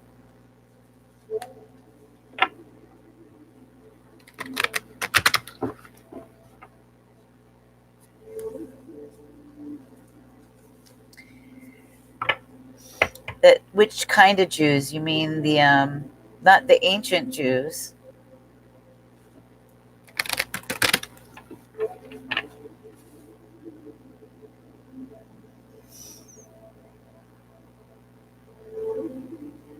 Gray hair is natural. It's not dead. The hair follicle is still growing. It's lost its pigment. It's lost the pigment, but it's still, you know. The silvery hair is an indication of wisdom. It was looked at as very sophisticated, very distinguished, and very beautiful on a woman to have silver hair. And her hair was always long, thick, and luxurious. Almost all women had thick, luxurious hair. And it's because they ate very good. There was no pollutions in the air. They didn't color it. They washed it with the pure essences of the flowers and fruits. Yeah. The monks did, yeah.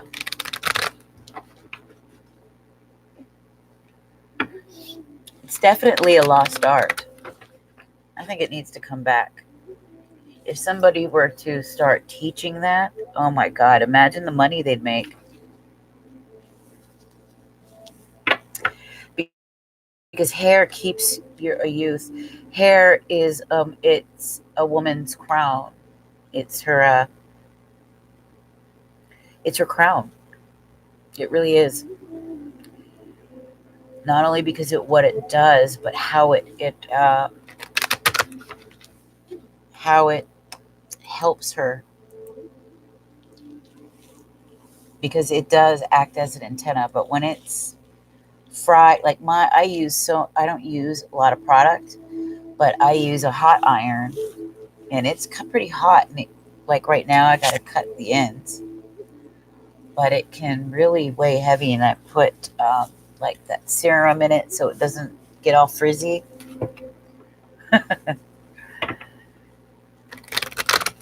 I have a gray beard, but blonde, brown head hair. So my eyes are full of shit, but my mouth is spitting wisdom. Oh my God.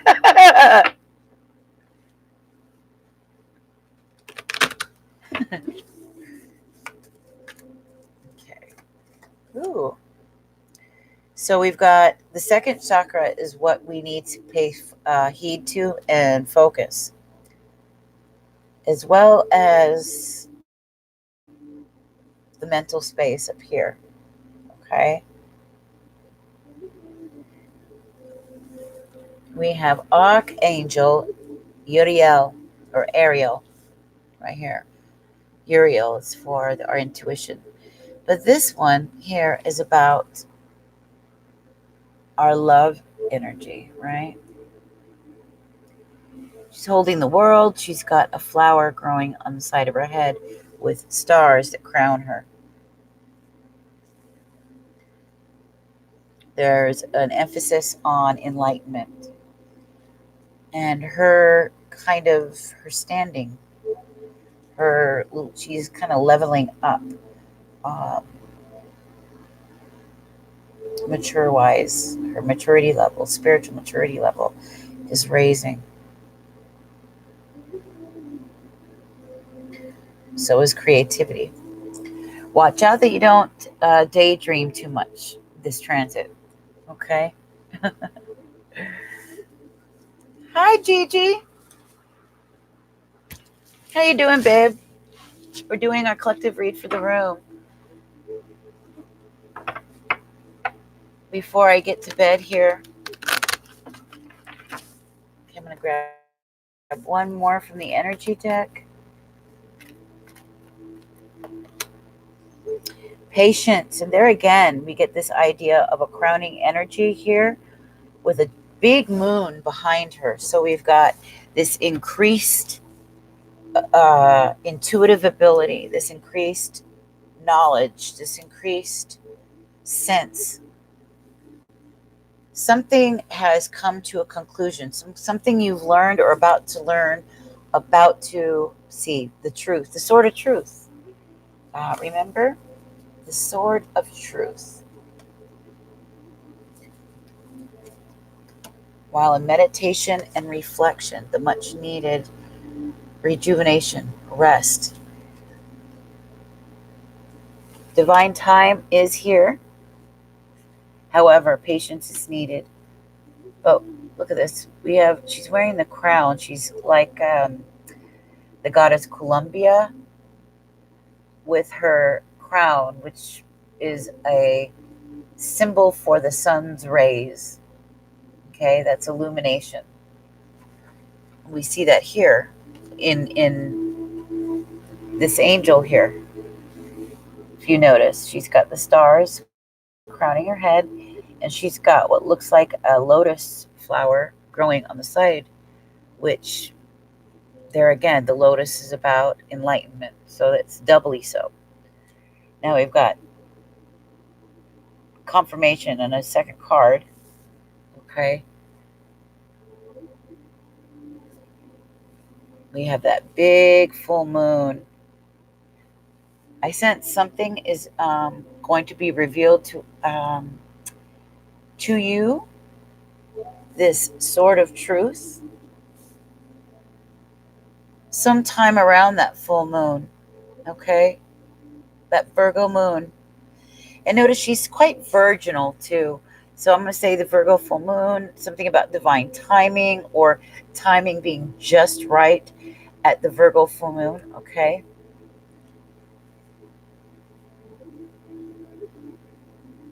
You kind of gaining your wingspan. It's like you're coming to this next level, okay, within yourself.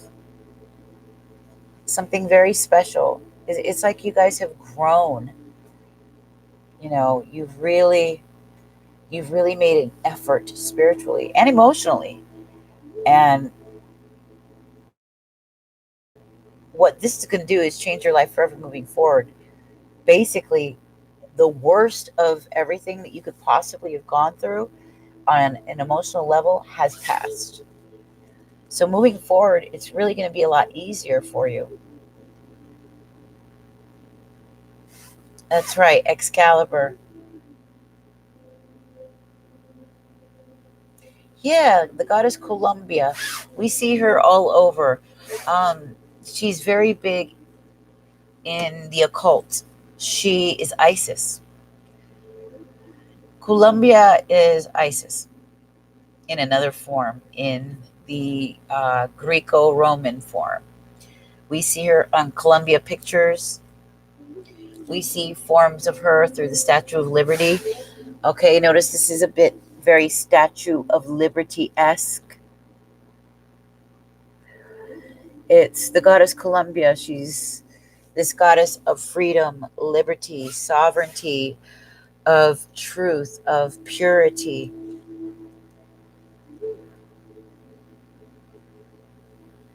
Yeah.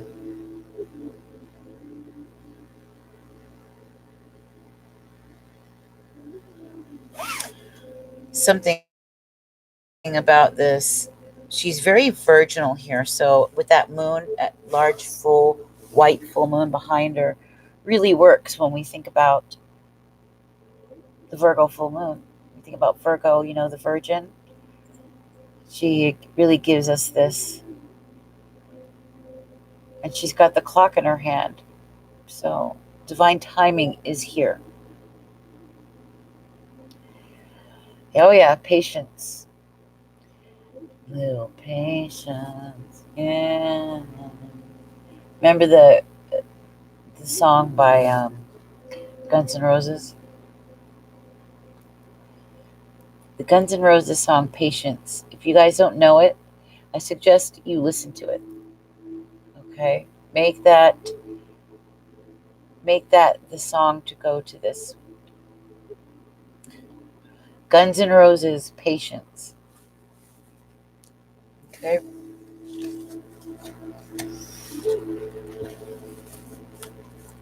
Let's get one more from this deck. All right, Spirit, give us one more.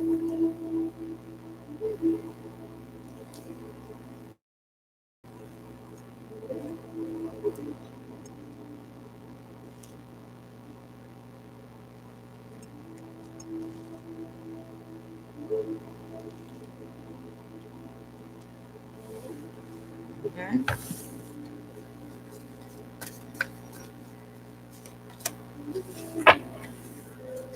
Experiencing some financial constraints. Let go of attachments to feeling as though, you're financially constrained in some way, because you're absolutely not. And we have the Archangel Raphael coming in to heal um, that place in your heart that you may have battled that says this. By the way, this is an 11 card, very spiritual, right?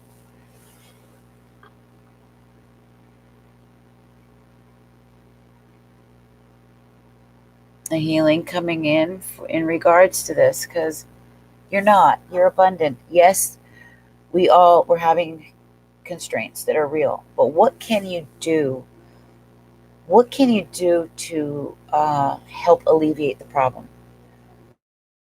Is there anything creative you can come up with? Creative problem solving.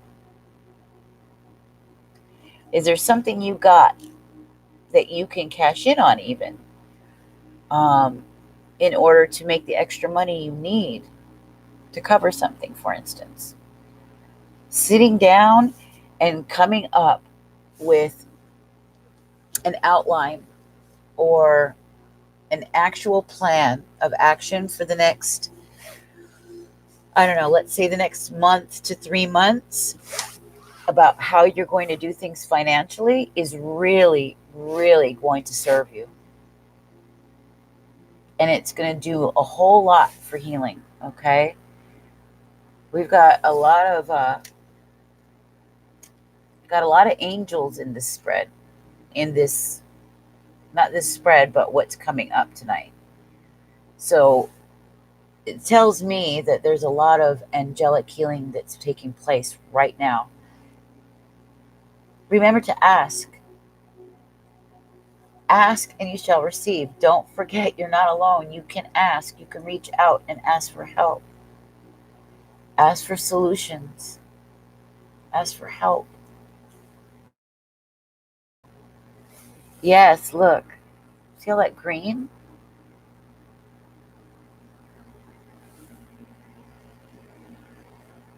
An 11 card. 11 is about quick insights, spiritual insights, and inspirations in regard to this feeling of lack, this feeling locked and blocked.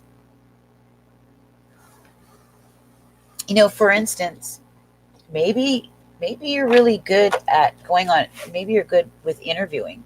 Maybe you've been on a million interviews and you know the process like at the back of your hand. Maybe you could write something up and take it on job boards, like job boards to the airport and other places where other people who are seeking jobs need to maybe sit down and do mock interviews. And maybe you can help them with that, or help them upgrade their resume and how they represent themselves, come up with a 60-second commercial. There's so many ways you can make that extra cash that you might need to pay your bills. Maybe you can make a little bit of money on the side. If you're home a good chunk of the day, you can utilize new things like that laundry service. They bring you the laundry, you do the laundry, fold it up, put it back in the bag. They come, pick it up, and take it back to the people. You never have to leave your house, and you get paid. Unless you want to be the delivery driver, of course. But try thinking outside the box. Try utilizing that intuitive, creative part of yourself that a lot of us sometimes forget we have, that lies dormant because society doesn't really emphasize it. But believe me, thinking outside the box this way, how can you take the skills that you have and make them cashable? How can you cash in on that? Start thinking like that this week for money, from issues surrounding money. Get creative. And not only this will help you get in a place of creative problem solving. You'll start to look at things from a different perspective. Okay? Let go and release attachments at all to how you see money, how you see currency and abundance. Okay?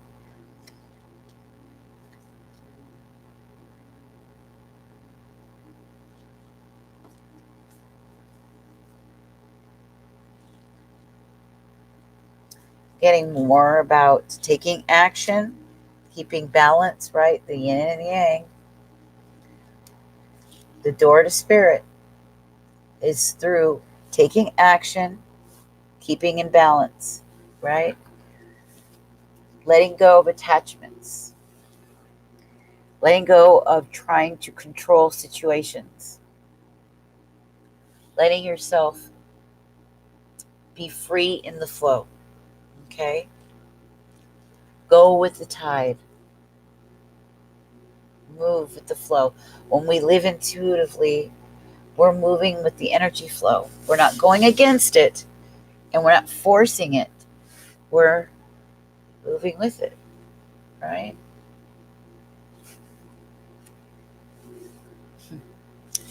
Another archangel, Shamuel. This is about your sacral, okay? Your creativity, your confidence, your drive, right? As well as Archangel Michael. Wow, very heavily laden. Oh, and Archangel Gabriel, very archangel laden, okay?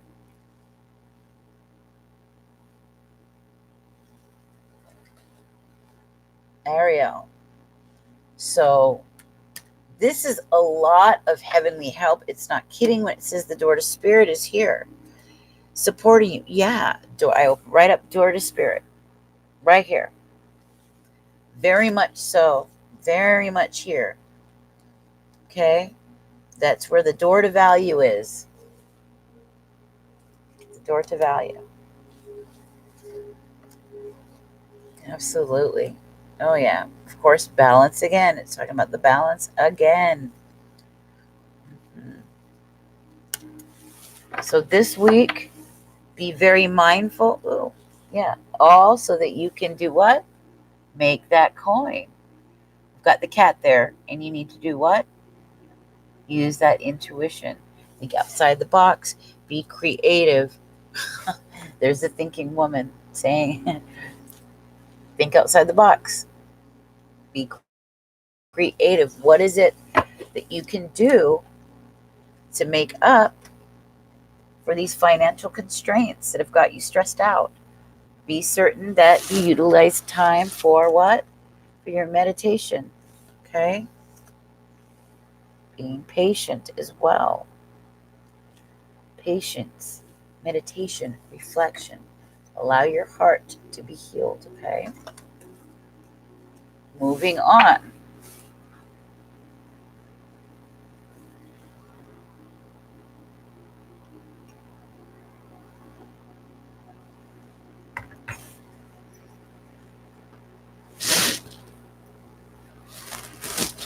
Going to take from the crystal healing.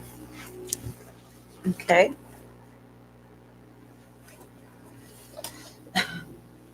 Where's our energy at for this?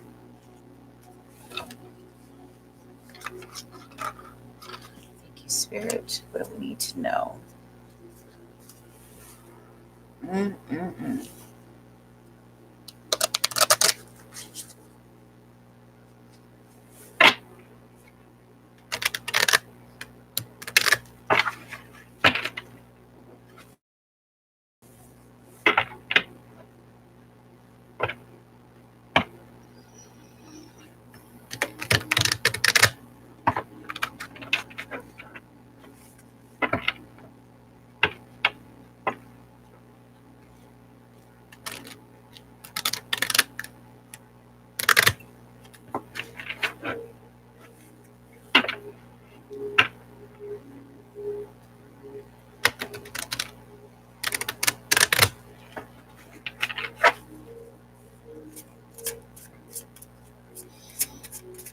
What do we need to know, Spirit?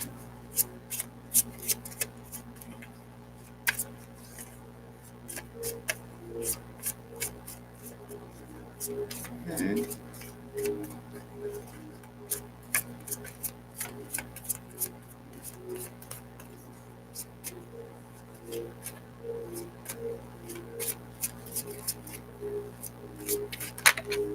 Beautiful.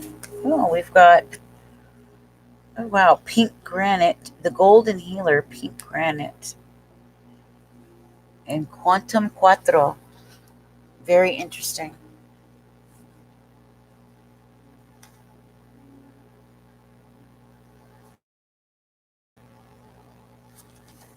Nine, nine.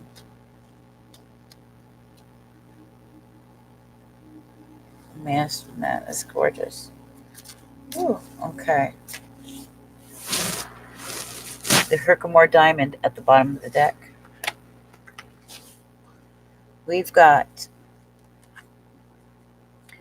pink granite, quantum quattro, and the golden healer.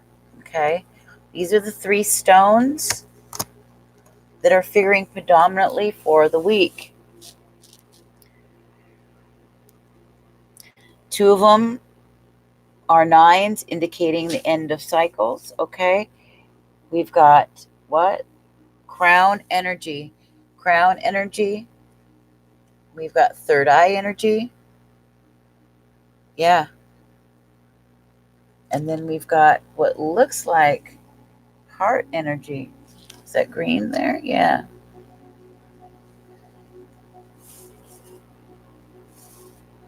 So this is all about the intuitive senses, the inner sight, the inner guidance, the heart, this emotional, spiritual realm. Right?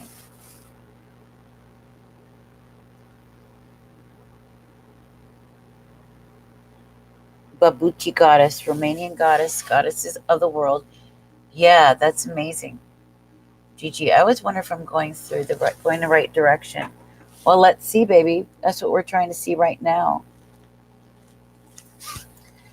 All right. Now with quantum quattro, okay, which is a 12, this is what it has to tell us.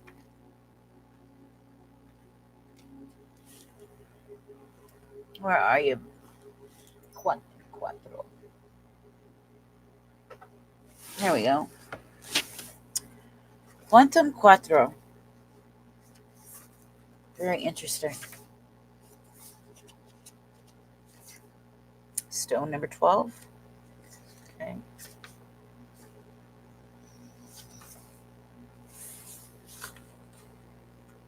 It's right before lapis. Okay. Quantum quattro.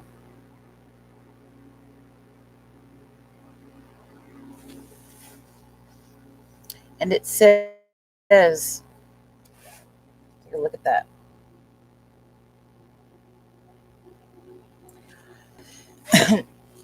It says, this has amazing healing power and a dramatic effect on physical vitality. Do you see how synchronistic this reading is? Okay. There again, it's talking about our vitality, whether or not we're sleeping. Are we eating right? Where's our energy at? Are we in confusion? Are we anxious? Or are we feeling rested? Are we feeling grounded? Are we feeling clear?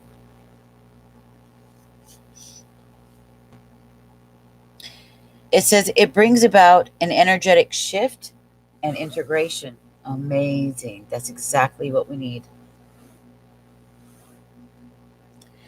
Here's a self-understanding. You are an extremely complex person who is seeking wholeness within yourself. Examine all facets of your personality, especially those you hide from yourself or others. Accept those of value. Find the gift hidden deep within the mistakes. Forgive and let go. Release yourself from codependencies and abusive relationships. Heal your inner child. Recognizes the resources you have to draw on. And we were showing that earlier, right? With all of the angels in the energy deck with the card that had showed we were having trouble with money. Well, release that, right? Let me read that last part again. Recognize the resources you have to draw on. Be thrifty this week. If you've got money, be thrifty. Use what you've got. Utilize what you have. Learn how to save and how to use sparingly. Okay? Also, use what you got to think out of the box and make dough as well. You know, what are some really creative and fun and easier, simpler ways to add to your money sector this month? How can you stretch that buck and also make a buck? Think about that this week, okay? Karmic aspects need healing. Your question is nowhere as straightforward as it seems, so dig deep to see all sides. The power of the whole is much greater than its component parts. Once you have all the information, you are invincible and can evolve rapidly. It may be that you guys are kind of, what do I do? You don't have a clear picture of what it is you're trying to go after and how you're going to get it. So it's important to sit down with your journal and write out a strategy, a plan for moving forward. You might want to do something a little visual on the side so that it helps you envision it. Okay? What does the Golden Healer say for 27? We've got the Golden Healer. 27 is a 9. Endings, right? We've got endings. Angel number 99. It's going to have a big message for you, okay? An important message. So please look that up. Yeah, so now we're going to look at the Golden Healer, okay? You ready? Yes, I'm ready. Are you ready? All right. Ready for you. Okay, here we go. This is how it looks. It's got bits of yellow and white. It's really pretty stony crystal, isn't it? All right, so here we go. And it says ultimate healing. This is the Golden Healer. Golden Healers are imbued with powerful, transformative healing energies, and they are the catalyst for profound spiritual activation. Can you imagine?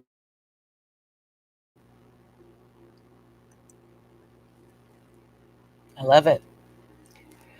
It says, understanding the quantum world helps you understand yourself. The everyday self is bounded by the 5 senses, expanded by a sixth, metaphysics. But this can be transcended into a field that is non-local, everywhere, and nowhere at once, where there is no time. You create the event being observed. Allow your soul, rather than your ego, to be your guide. Recognize your potential to be an amazing healer. All right? Not only that, you guys are probably a teacher in some form or fashion. You are a healer in some way, okay? Whether that is just to your family members or that is in a career of some kind. And a good one at that. Do we like? Oh, we like. Your abilities need honing, and those who heal are soul scoured to develop empathy. Much in your life needs transforming. Surrender willingly to the process. Someone clinging to the past holds you back. That might be yourself, or you got somebody in your life that's really not changing, not doing the work. not moving forward, and it's going to keep you stuck in a not good way. Encourage them to let go. You may be asked to transform your environment or take a challenging task. Do it with grace and ease. Healing flows through you. It is a process, not something you do. It's something that takes time, you know. We want to get through it, but it's not some kind of intellectual activity that we can race through. We have to literally experience healing and let it unfold naturally like a flower does. We can't force it to open. Just like you can't force a butterfly out of its cocoon. You know, its beautiful wings would not have the strength that it needed at full growth to take care of itself in flight, you know. Frequency is high. The chakra is soul star and stellar gateway. It aligns and cleanses all. The timing is every moment. And the soul path is a channel for Christ consciousness. It could be a channel to easily channel Christ consciousness. Wow. All right. And I know some of you are. Now to go into pink granite. That is number 36.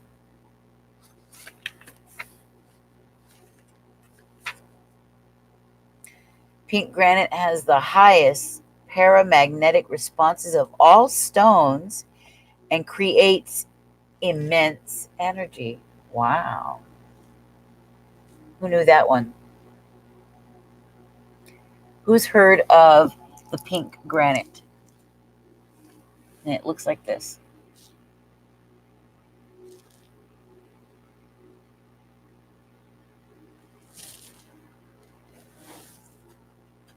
Let me know if you know what that stone is. Okay. I think I better step away for 1 sec. Should probably use the restroom. Tinkle. Tinkle, tinkle. So give me 1 moment. Oh, wow. The 35, the soulmate stone is about the twin flame. That's fascinating. Take a look at that. Do you see that? I don't even want to tell you what I think that looks like. It would be X-rated. I'll be right back. Hold on. And we can... Give me 1 second. Oh, my goodness. But... Okay.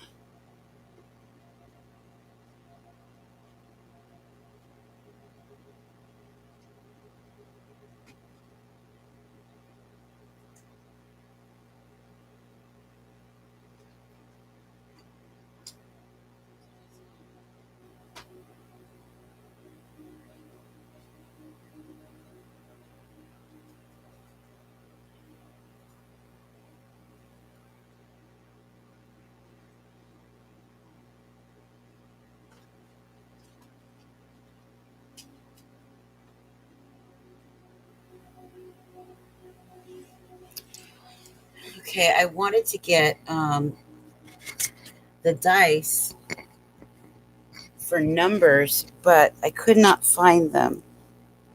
I must have packed them somewhere else where they weren't so easy to get. I don't remember where I put them. That's okay. We'll finish this pink granite because this is amazing. Listen to this. This is what it looks like. If I can move this. And it says, you yearn to be loved. Oh, wait, no, that's soulmate. I'm sorry. Wow, you are an ancient Egyptian with arcane knowledge that roll in tales.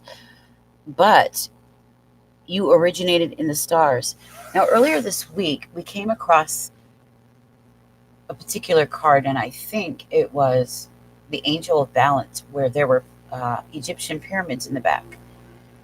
And something, for some reason, came to me about needing to develop or looking into knowledge of Egypt or some kind of ancient scripture. Okay. I find it very interesting that this is coming up again, but in another deck through these. Wow. It's literally saying it. I just intuitively picked it up the other night. I think that was last night. And it says, you understand cycles of birth, death, and rebirth and immortality. You have been involved in ancient power struggles. Cut yourself loose. Wow. Become more grounded. Learning experiences occur regularly, and serendipitous synchronicities put you in exactly the right place at the right time. So look out for that this week. You're going to be put in the right place at the right time. Things are being worked behind the scenes as we speak. Get grounded. We keep talking about that. Get grounded, get grounded, get grounded, get balanced, grounded. Wow. Yeah, isn't that beautiful? This is pretty incredible. It continues. Be assertive and make things happen. Events move with surprising speed once you focus your intention. See the whole picture before deciding. Be pragmatic, but do not give away your power. Maintain balance in a relationship. You need diplomacy and tact. Now, that shouldn't be a problem for most of us. We've got Libra in our charts, right? Those of us that do. And I know a lot of you do. Diplomacy and tact is our middle name. And couple that with being empathic, we can be too nice. But learn how to utilize that correctly. And be stern and firm and keep your boundaries when you need to. Don't let people use you. Lightning can strike twice. If dealing with ancient strife, look at the bigger picture. Lightning can strike twice. I'm taking that as, we had a tower card come up in, I think it was the Native American deck, and it kind of gave imagery like that. We kept getting symbolism of disruption of the tower. Lightning can strike twice.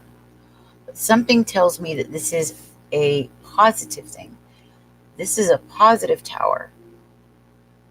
This isn't a bad one. This is a good one.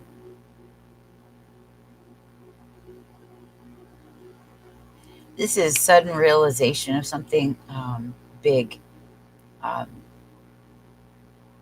something hitting you.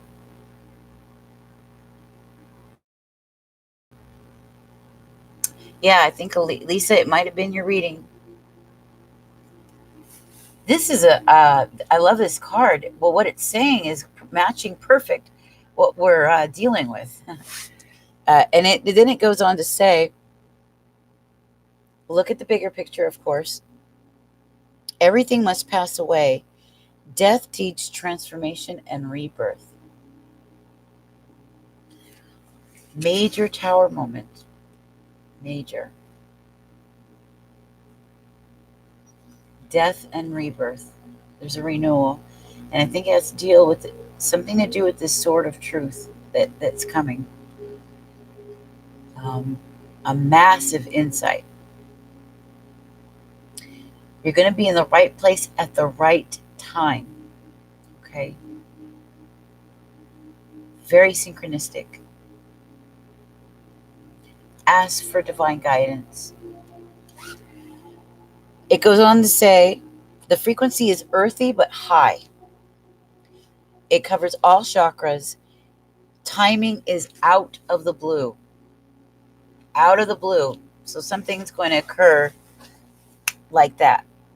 Something that causes the tower moment. Something really good. I like this. Exactly.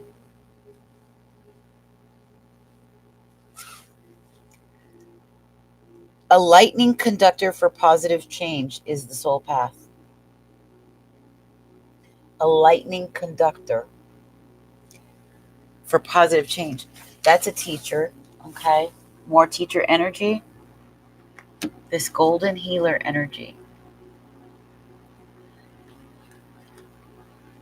Wow.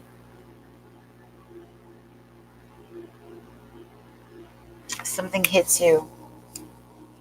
It causes a rebirth. It causes a sudden, important realization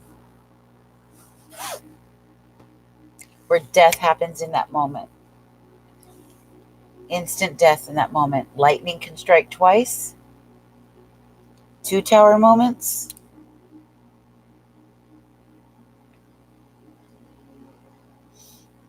But they're good. Wow. Okay. No wonder we needed this tonight. Okay.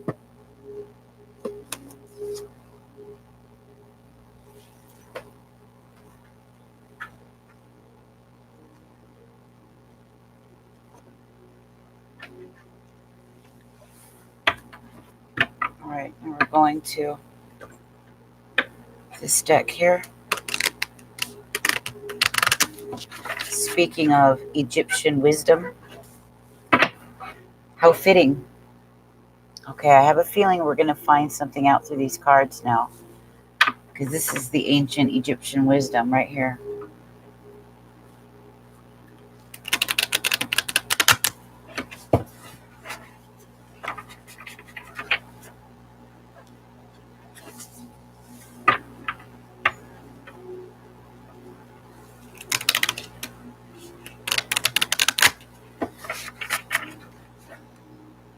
Mirror portal. Yeah, twin towers. The twin towers being struck. Like the Illuminati card deck that shows all our future events, including the twin towers.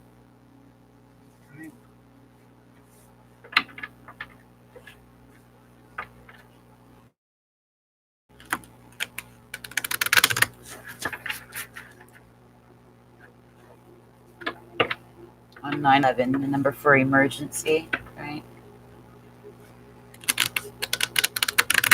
The universal number for emergencies. It's a very occultic number. It is believed that the Messiah was born around September 11th. It was definitely born in that time frame.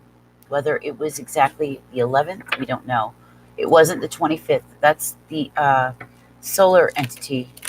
Okay, that's the solstice. So fascinating. Okay, here we go. Spirit, what must we know? Can you please connect the messages in a powerful way, very clear way?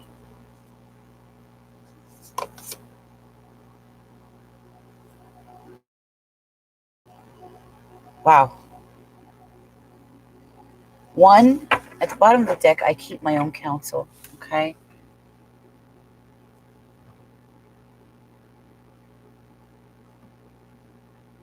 She's got the feather close to her heart. We've got the pyramid facing upward, but also downward. This is when it's upside down like this is the feminine. Like this is the masculine. Okay. It's meeting the illumination point. There's the rays. Seeing right through to the heart of the matters. But this is the card. There's a mirroring going on. Definitely a strong mirroring is going on. A process of illumination. Okay. Oh. A sense of timing, right, as well. But more than that, we have this breaking of the egg, the birthing of something very new coming through. We have the black and the yellow here, black and yellow.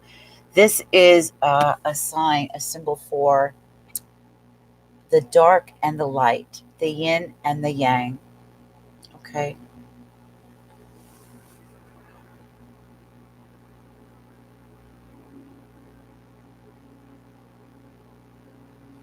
Being pregnant. Look, she's wearing the cosmos. She's pregnant with something. Something's being birthed. Something is being born inside.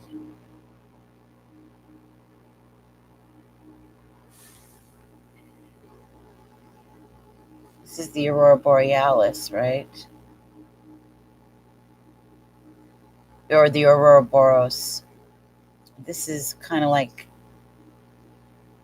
it's got the colors that go from one into the other, like the Aurora lights. There's something cosmic's being birthed. And it ties to all of us. She's wearing the swan, crown of the swan on her head. The swan imagery has been coming up a lot.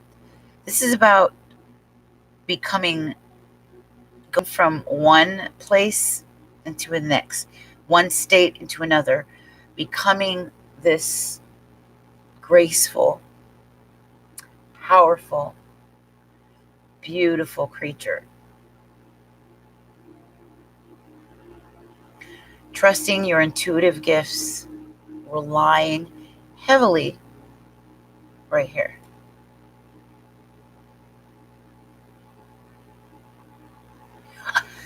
It is an ancient story, and it is one that's told in Egypt, or was once told in Egypt.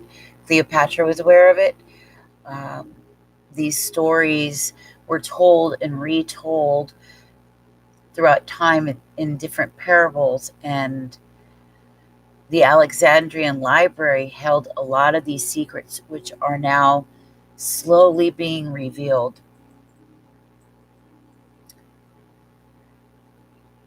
There are some of us that are picking up this knowledge. We're having access to the, the Book of Life, the Akashic Record.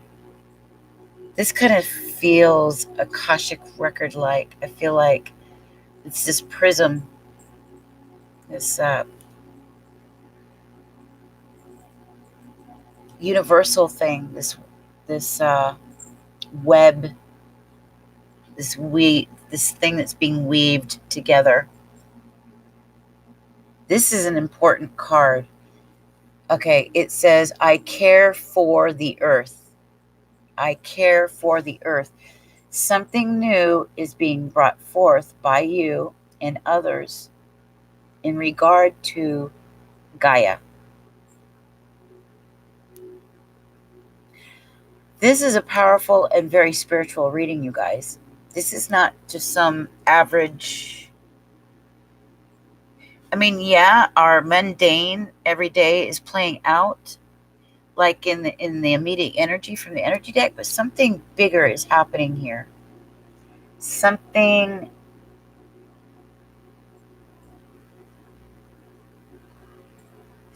big, and it's mirroring something else that looks similar to it, but isn't quite the same, if that makes sense.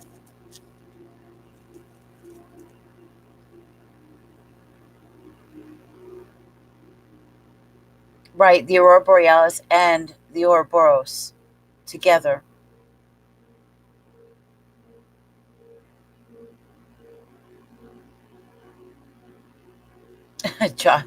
Joshua, messengers never get credit for the message unless it's bad. Then they got to run.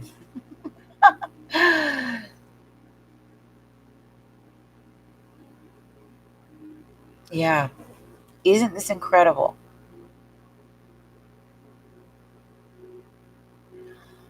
Really, I think you guys are going to see these symbols elsewhere. Pay close attention. And if you could, take the extra time to either watch a video on it or just do a quick Google search on the serpent symbolism, the Ouroboros, okay, the Aurora Borealis, and the swan. All right. Something is being born here. There's a mirroring.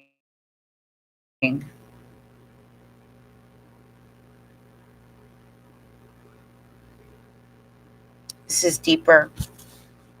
This is really deep. And then when we have those cosmic-like cards in the way that they were referencing Christ consciousness and healing, being a healer. And the first card we got was what? Teacher.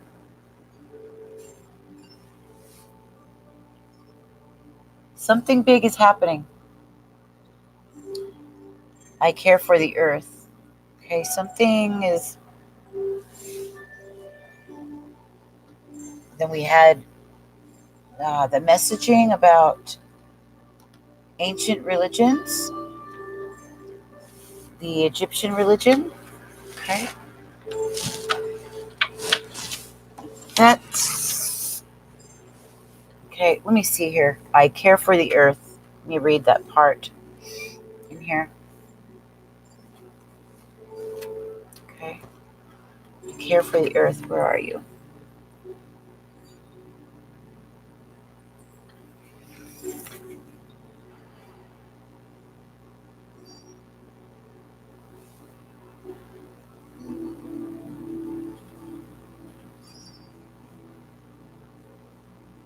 If I could find it here.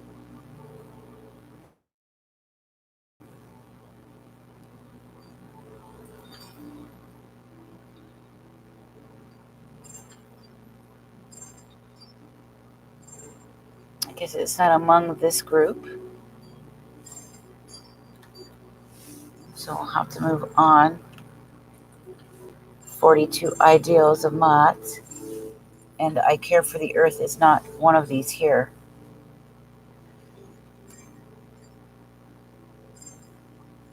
Nope. Interesting. It must be with the other group.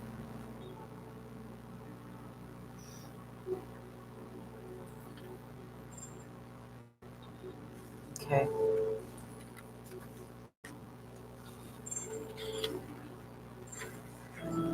Gives us a 6-card spread too. First card relates to the mind and what the central focus of the totality within the all should be.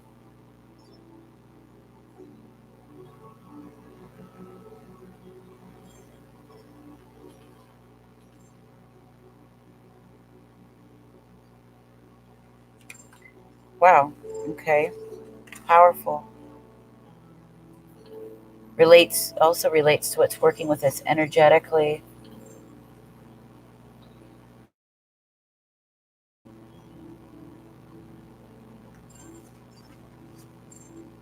Consider this lesson of the day and set an intention of understanding of what the most important lesson you need to learn at the present moment is. And intuitively shuffle the cards many times. Okay, we picked this one up.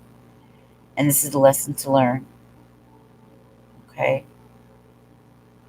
Then find its corresponding interpretation and meditate on how this may apply to your current consciousness and how embodying this ideal may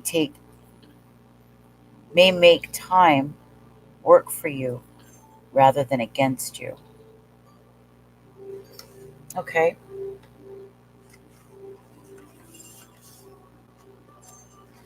So we want that. Here we go. Where did it go?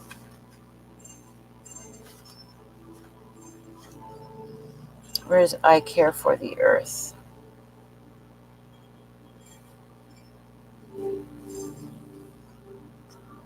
There's the 42 negative confessions.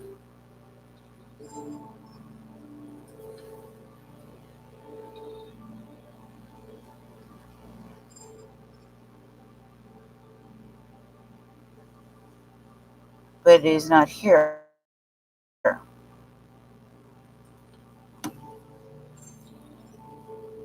You know, it wasn't there. Then the 42 ideals. And I am not seeing I care for the earth. That's what's intriguing me. Because this card it's got a huge significance to what's about to approach us.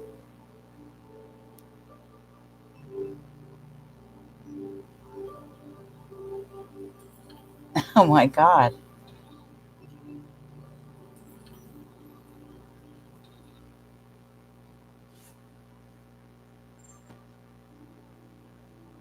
I care, I follow, I act, I am, I speak, I spread, I communicate, I listen, I create, I invoke, I relate, I offer, I consume, only my favorite, I am, I respect, I affirm, I give, I live, I regard. But none of these are I care.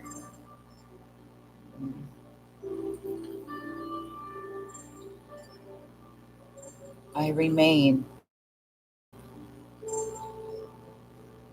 I follow. I converse. I keep. I praise. I achieve. I advance. I embrace. Yeah, it's not in here.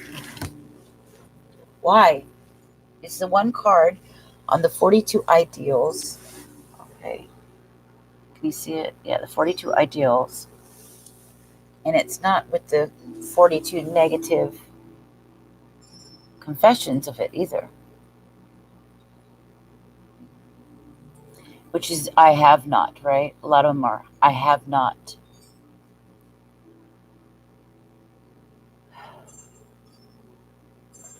Let's dig further. This is fascinating.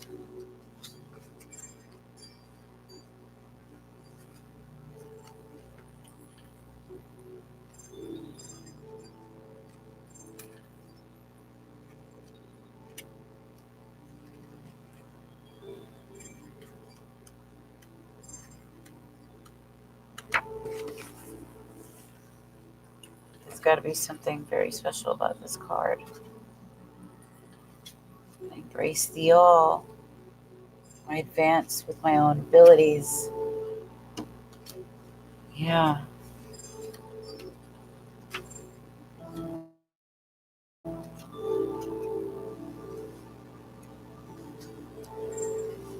Imagine that. I give blessings. I do good. Look how beautiful this is. Little bird is speaking to her. She speaks what it tells her.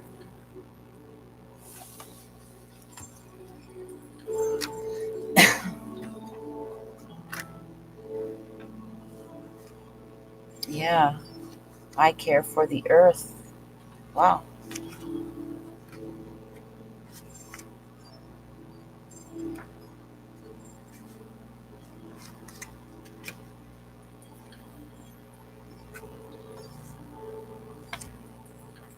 Yeah. It's quite fascinating.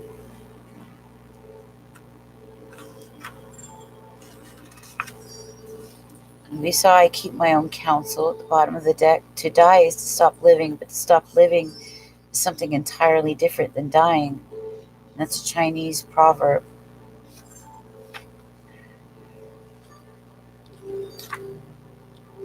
That was at the bottom of the deck.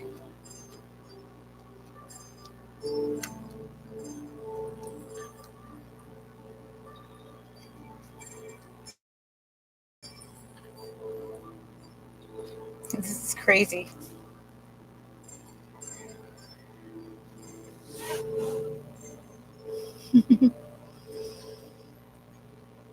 Okay, so okay, maybe I found it. Let's see.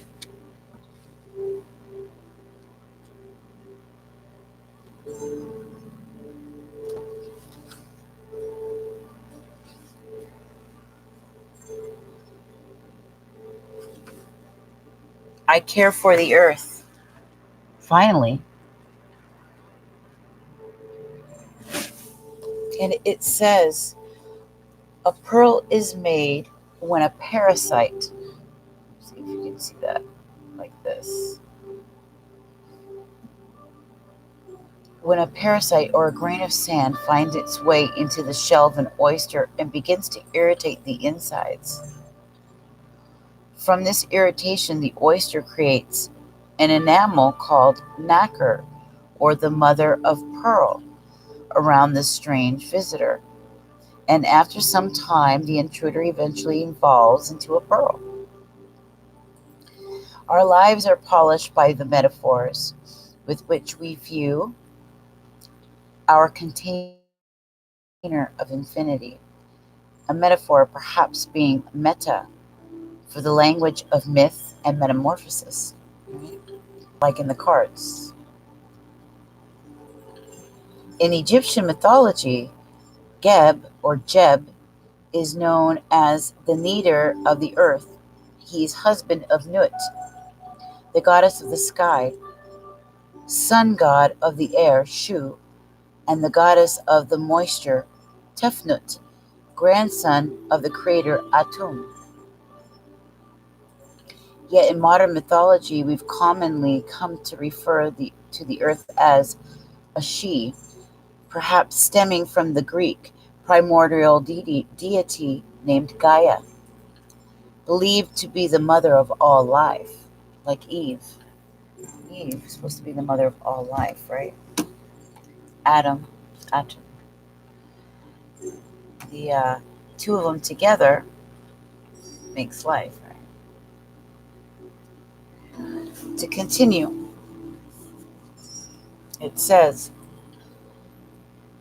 the world, in the context of the major arcana, is the last card of the tarot and considered an archetypal metaphor related to a cycle coming to completion or a climax. This is where we're at. That's why I said something is being birthed. And there's this feeling of time coming to a cycle, a close. Something's been created, something's birthed, it cracked open. It's a cycle of completion, a climax, or a passing of initiation. In applying the feminine understanding of this ideal, we seek to appreciate Mother Earth as a sentient being, or a sentient being, similar to the perception of Gaia. She is a bed for souls to awaken within the material plane, the oyster by which pearls are cultivated, living spirit of the elements synthesized into a sphere. A parasite means an organism that lives in or on another organism, which is its host, and benefits, right? Like a flea. But the word also carries a threatening or negative connotation of something that feeds, right? It feeds off its host and diminishes it. However, if we view this definition with a feather heart, right, we can see beyond its adumbration. Adumbration, that's a strange word, never heard of it before. Adumbration, to the core meaning, where there was a deep lesson to be learned when viewed from the ideal of I care for the earth. That must be, I'm going to have to look that up. Adumbration. Adumbration. Okay. It's rare when I come across a word I've never seen. In caring for the earth, we appreciate the benefits she provides, never taking for granted the gift of the wakefulness that we've been given. We live as a custodian of the life force that hosts and sustains our evolution from one level of consciousness to the next, from a grain of sand to a beautiful pearl, from a mustard seed to a garden of earthly delights. Okay. From womb to tomb, we are a product of the world we create, care for, and participate in. Wow. The sleeping soul takes these gifts for granted and lives a parasitic presence, ungrateful for the present. But the idealized human honors the host as a mother and allows initiations into the complexities of the infinity to give luster to life's light by living as a pearlized presence of grace and graciousness. Remember? Oh my God, that the swan. I said grace, right? There's grace and graciousness from the swan. She's extremely intuitive, but moves about very gracefully, very noble, like very gracious. So yeah, to die is to stop living, but to living is something entirely different than dying. So it's like I said earlier, it's don't just go on existing, thrive, live. Okay, we have responsibilities, we have gifts. We are to use them and utilize these gifts. We have an opportunity here to make a serious and bold change. But are we going to utilize it? Okay, because this is deeper and much bigger than just our mundane personal lives. Something big is at hand here this week. Yeah. Especially as we approach the equinox, the spring equinox, which is all about Estra, Isis, right? She is the goddess of fertility. She fertilizes. Which is probably why I thought to say the goddess Columbia. Why I saw that. You know, she was a virgin in one scene. As we go through the full moon in Virgo.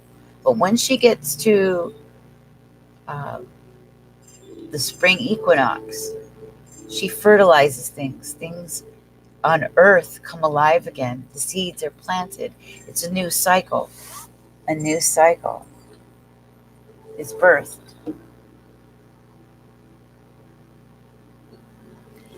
Our healing powers and our intuitions are strengthening. Take care of your body, get your rest, eat right so that you can strengthen that healing ability, that those natural spiritual gifts that you are given. There's something very important about why we're going to need them.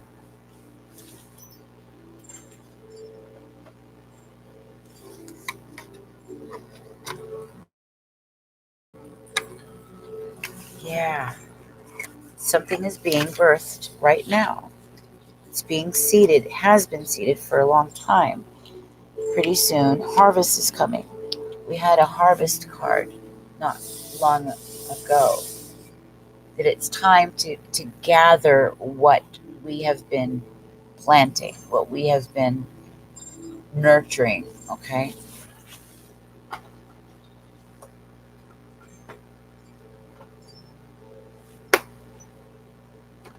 Now, we're going to go into the mermaid deck. There's a teacher inside of you. You're going to be in touch with that deep, ancient wisdom, like I said, your intuition opening up, strengthening, you being able to understand some of life's more complex and deep problems just by you caring for it and opening up to it. It opens itself to you.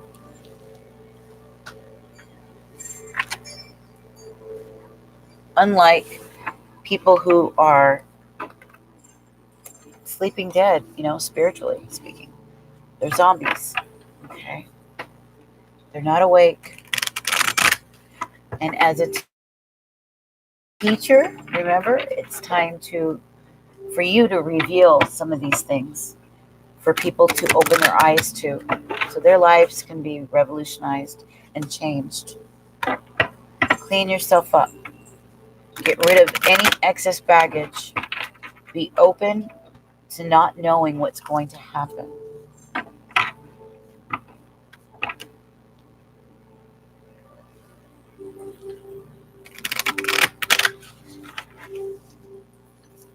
Ooh, I'm tired. Almost done though. Beautiful. Oh, two of them. I need to get one.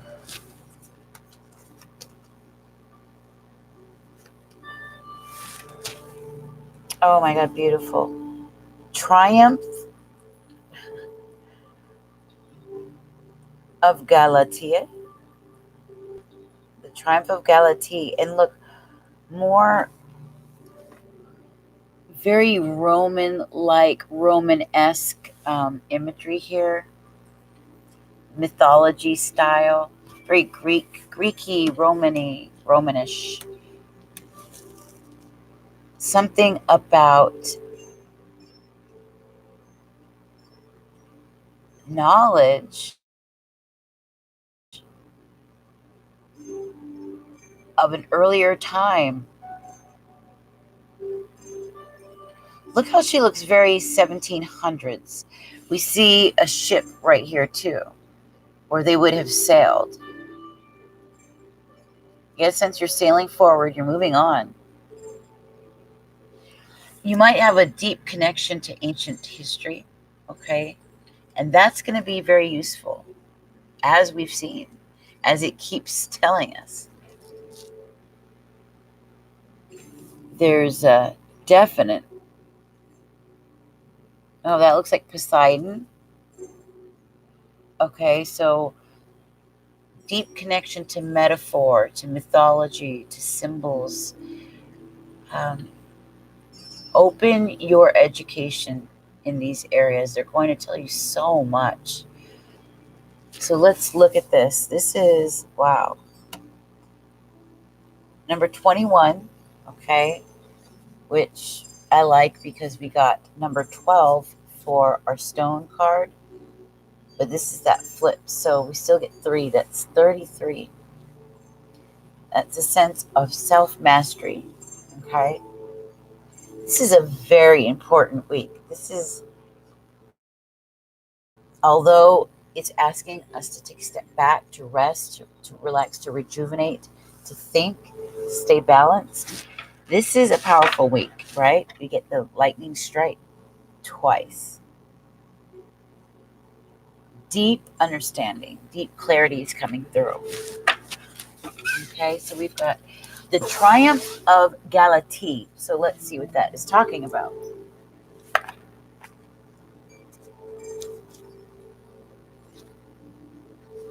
I have got to use the bathroom again.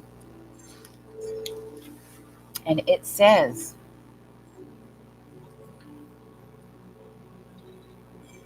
right here, a mystic beauty takes a ride, across the ocean she doth glide, friends and lover by her side. While I sit and coldly gaze while I sit and coldly gaze in envy at her carefree ways, and make designs to spoil her days. Oh my God. Now, I've said this already to you guys. Please be careful that there aren't those who are watching you, who are jealous, people that you need to get rid of in your life, who are witnessing you grow, who is witnessing you become happy and independent, right? Sovereign, healed, strong. That they leave these people so they don't sabotage you, because they will. They're energy vampires. They are also envious for good reason. Keep these people away from you.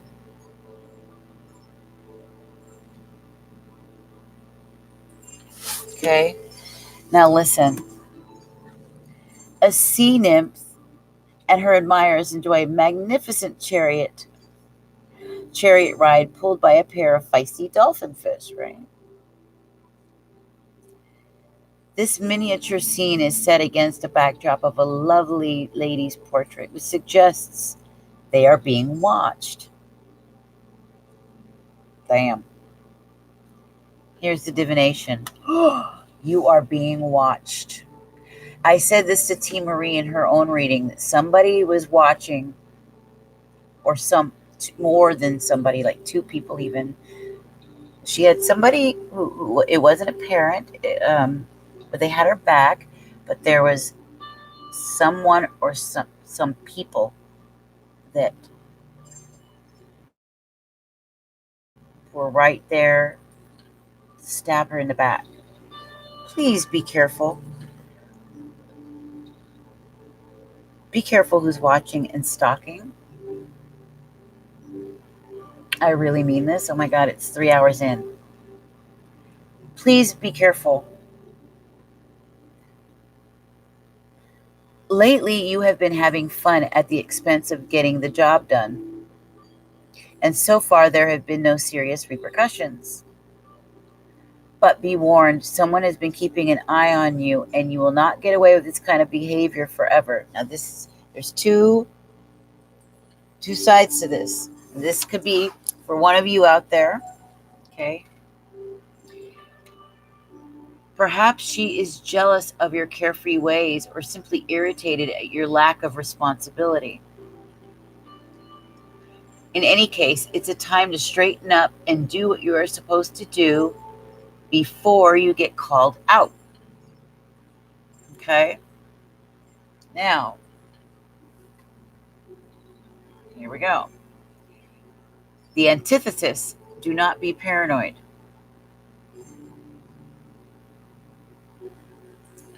You have been under a lot of pressure to perform, and it's starting to get to you.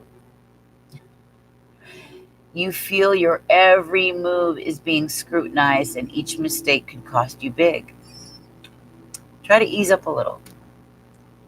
Everyone knows you're only human, and despite how it seems, you are not being judged so harshly.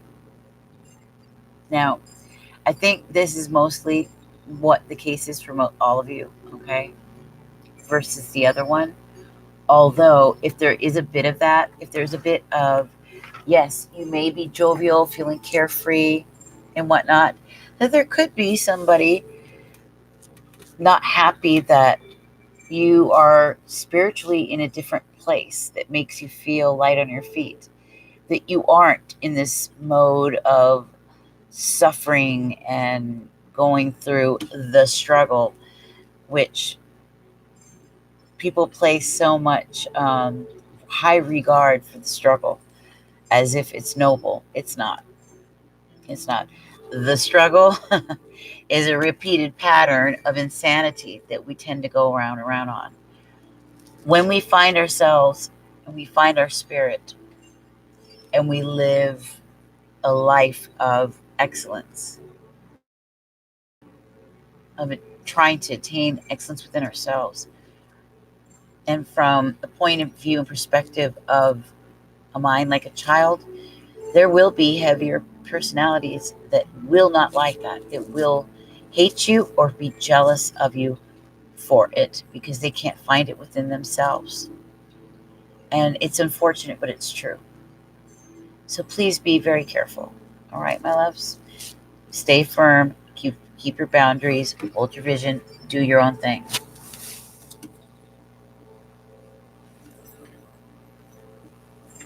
Okay? And if you are acting irresponsibly, you know what to do. Better get your butt going. Better get on that shit. Quick. Lightning strike twice could also be the second coming, the forgiven and restored. Ooh, I love that. Yeah. You know, there's this image in my Mediterranean deck, the Tarot of the Moors, that shows what looks like the Vatican, the Basilica, when it got struck by lightning, when they took the other Pope and he stepped down, first time ever in history this has happened, and replaced him with the Jesuit Pope. And the Jesuits are the secret police for the Vatican, and they work with the Central Intelligence Agency, among other agencies. Many of them actually live in Utah, okay, inside the church. A lot of people didn't realize that. And they collect everybody's birth information. Now, lightning struck. It was as if to say, in the Bible, it talked about Lucifer falling like lightning, right? If you guys looked up what that actually means, the name, to fall like lightning, what it means, what the name is, you would be shocked. It's a man that we know, and his name means to fall like lightning.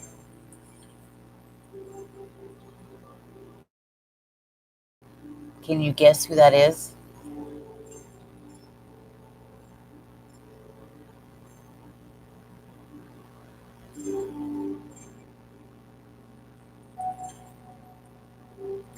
If you guys knew, you'd be floored, and you definitely got to look it up.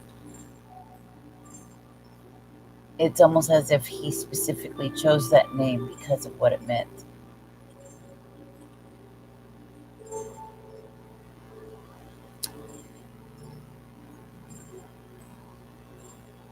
Yeah, Jennifer, most of these relationships with the masculines are in separation mode.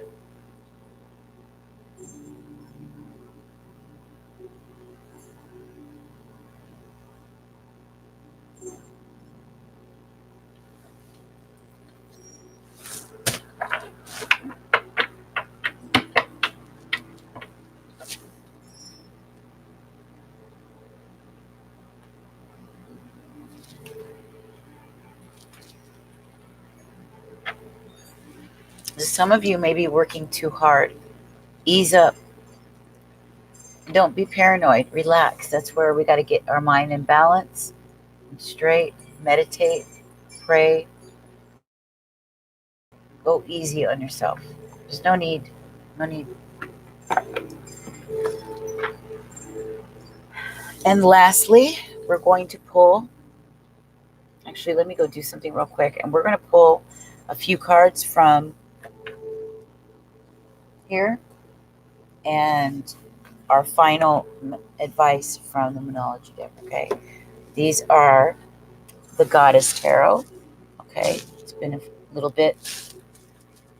So, you see that? God, it's so bright that,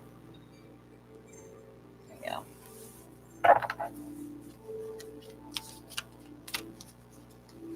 going to put some more sage in here. Okay.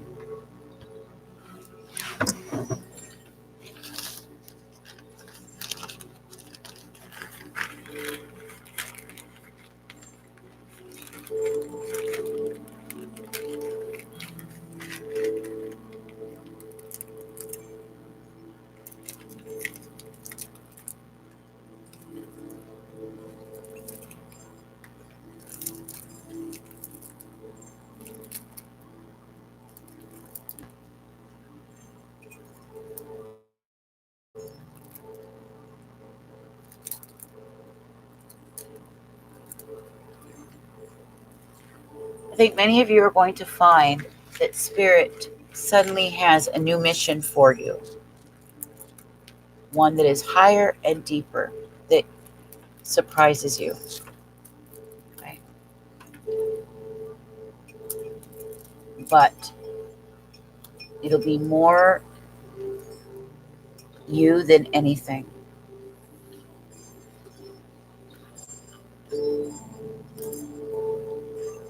Okay. It'll come to you.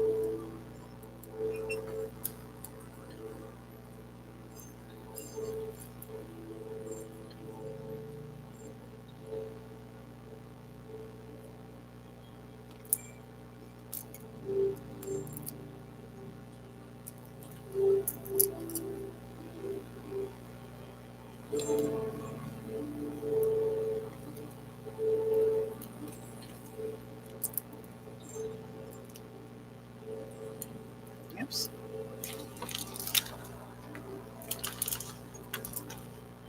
There you go.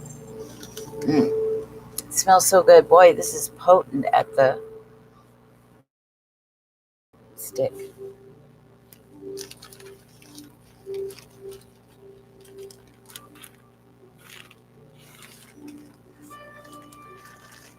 Okay.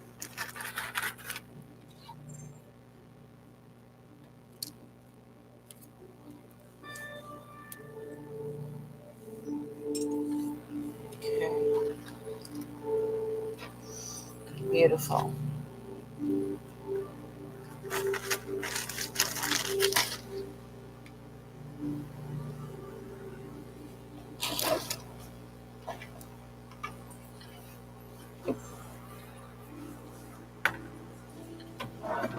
Light stuff up and let's get it started so we can begin the tarot part of this reading and continue onward. This is a powerful, wow. I mean, this is going to be a very, very powerful week for us. I'm not kidding. I can't remember the last time I had a reading that was this strong for all of us. And I don't know why I was led to do it like this, but I was. So there's definitely information here you need. If you have to write things down, write it down so that you can refer back to it. Okay? Because what doesn't make sense at this second will certainly make sense in a few days down the road. Okay? For sure. Remember, we're going to be in the right place at the right time. I'm very anxious to know what that is. What is it talking about? What could that be?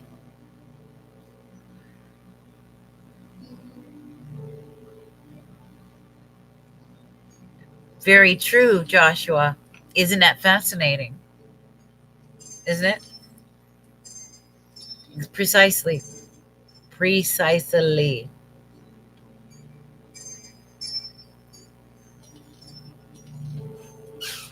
Hold on one moment. Oh my gosh.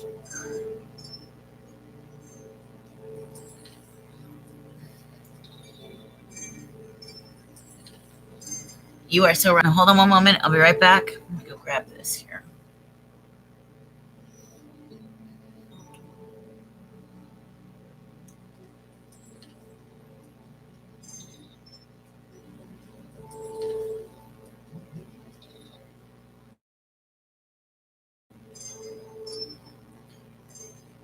We need to get the sage going.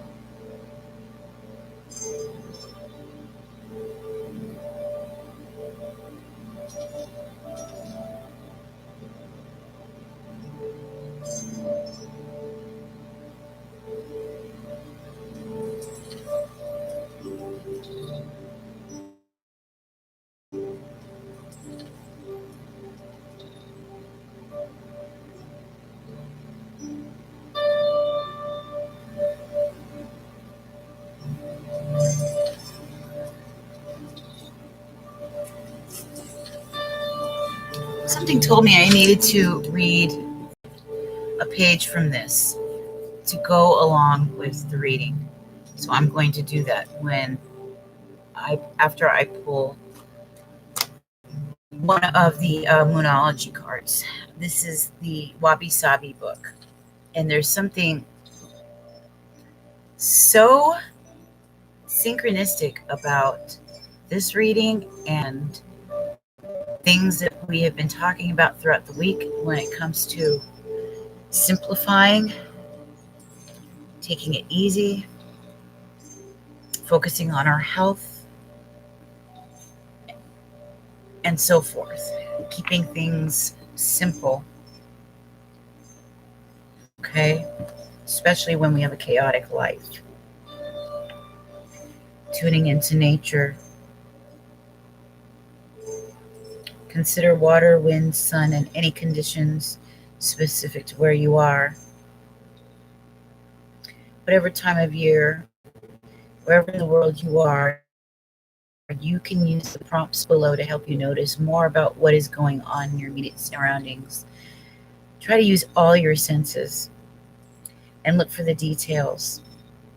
If you return to this over the course of a year, you'll discover how tracking the seasons can change the way you see the world. What is the light like? What is the night sky like?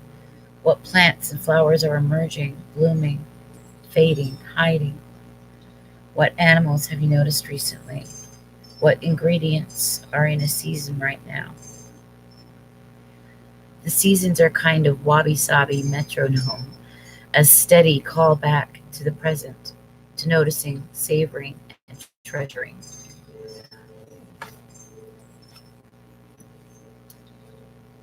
Because it's about us getting back to ourselves, getting back to a very sacred place, a very simple place. Right now, the future doesn't exist. It's not here yet, and the past is gone. Neither of them exist, and we're always in one or the other. When we're focused on the future, we're anxious. When we're focused on the past, we're depressed. Let's get more into right now. This opens up that godly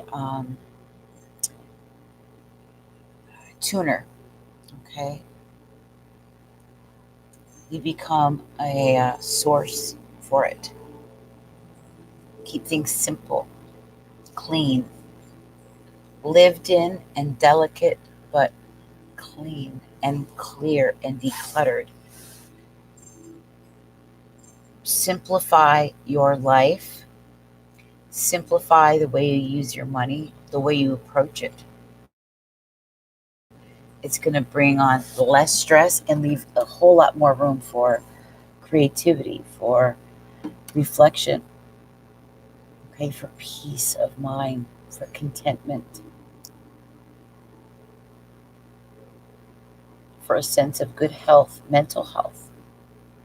Okay. Now, where did I put? Oh, yeah, I didn't get it.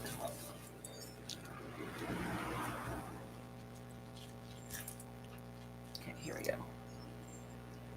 Went all the way there to grab this, and I didn't pick it up.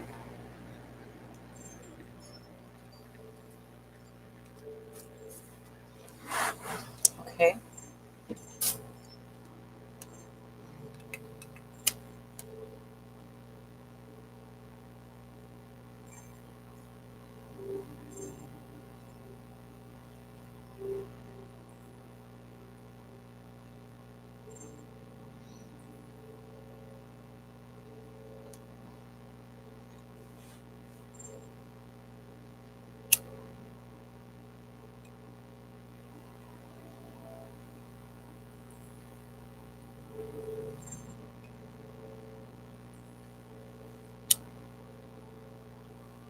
Come on now.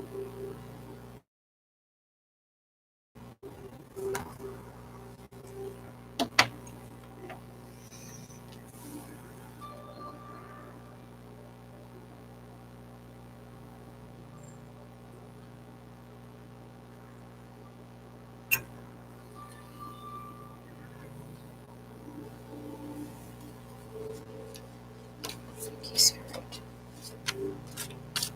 What must we know? What do we need to know?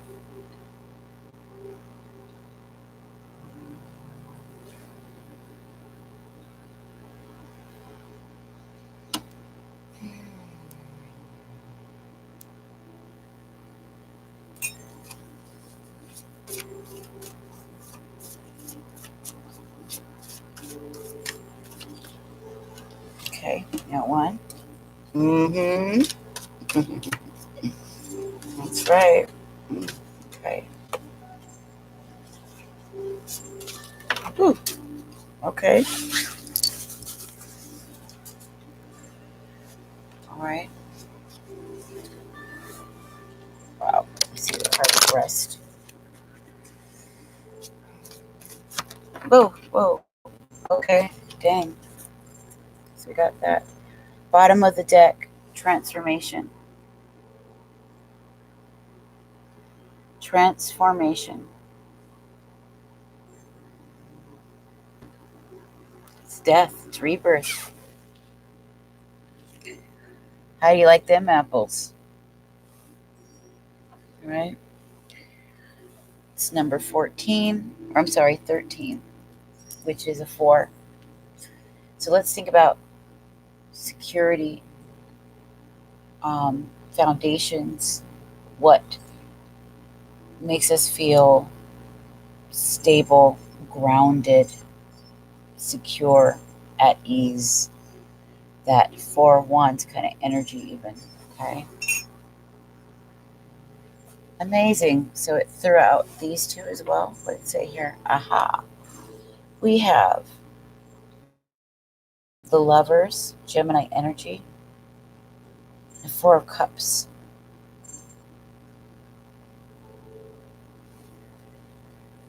I see the story here.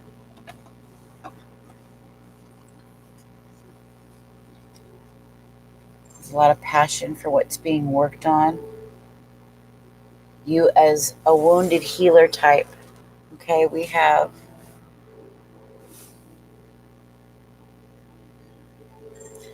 it's the Wands energy. Ace of Staves. Notice that big, bright sun energy. Leo, Aries, Sagittarius. But this is the birth of passion, the birth and spark of creativity. Okay. Seeds that were planted are bursting. Okay. Look at that.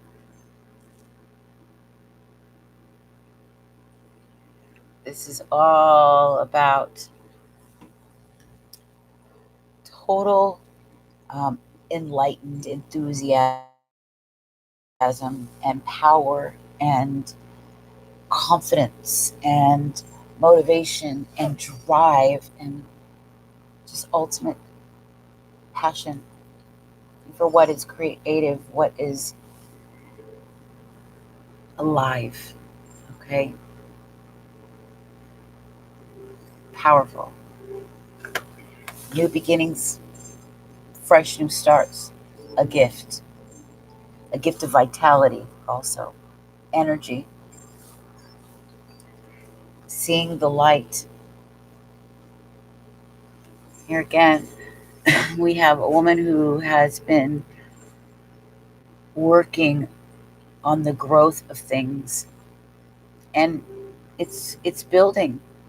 It really is. She's holding her staff there and looking at what she's built thus far, and she's very, very quite satisfied with what she's put together. It's Look at that.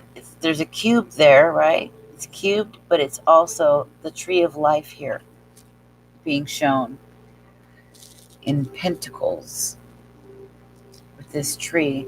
Trees for growth, wisdom, right? Roots. What has been planted, what is firmly established, grounded.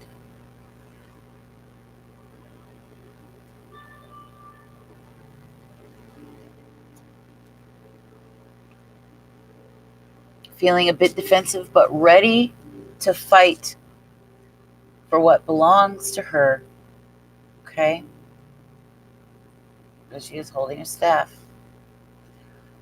This is like the wounded healer. She's been through a lot, but ready to fight if she must. This is the wounded healer. But look how much power. Look at this. Look at where she's at. Okay. 1, 7, and 9. It's moving up. Great earthy, fiery energy. Now, Gemini energy here. The Lovers. Bringing harmony, okay, versus feeling like you're discontented and unable to make a firm, straight, clear-cut choice, right? Being offered something very special by higher ups. There again, we have a scene of a tree. She's actually right up against the tree. She's taking in its nurturing comfort, its roof. It's sort of acting as a nurturing force. It's protecting her from the elements. And she's using her intuition. If you can see the moon, it's barely, you could hardly see it, but it's right here. The skies are clear. Clarity is coming in, and she's using her intuitive power. See, her eyes are closed. She's in a meditative place. And this cup right here is that Ace of Cups. It's knowing what you want. The water behind her stands for that emotion, but it's balanced. It's perfectly balanced. Okay. There's nothing turbulent about it, and it's very clear. Okay. So clarity is coming in regard to a relationship, a love, a deep connection that is full of passion. Okay. Full of passion. We've got roses there, flowers. So there's opportunity for growth, okay, in this relationship. Even though it's been in this kind of this stage, it's about to come out of that, and then we're going to be here with this Ace of Cups. Emotions flowing. New passion for it. A new connection. Spiritual connection with yourself, with spirit, and with an important relationship in your life. But with that comes a rebirth, a full transformation.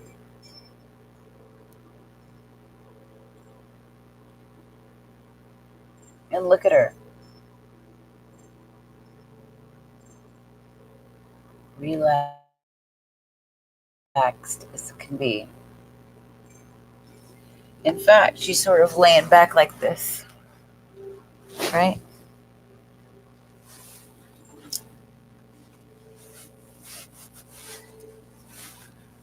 Yep, nice and cozy. Feeling at ease. Beautiful day outside. Nothing to worry about.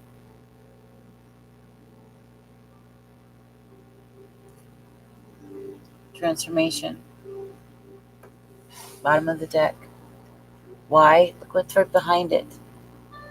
The Nine of Cups is right behind it directly.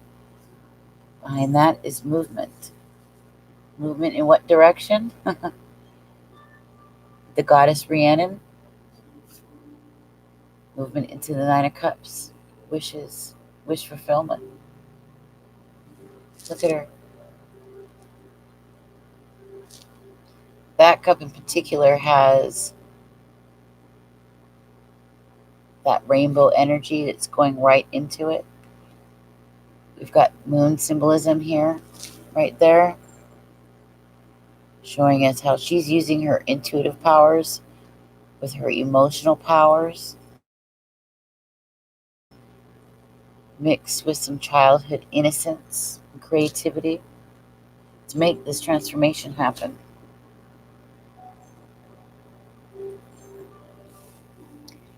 Even behind that is fortune. And behind that one is making a sacrifice. Isn't that beautiful?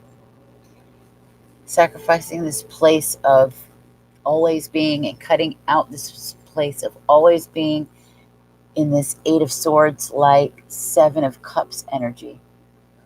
Stuck in thought, inability to choose. Libra energy. Cutting it out. Okay, cutting it out, making a sacrifice to think differently. Start relaxing, meditating.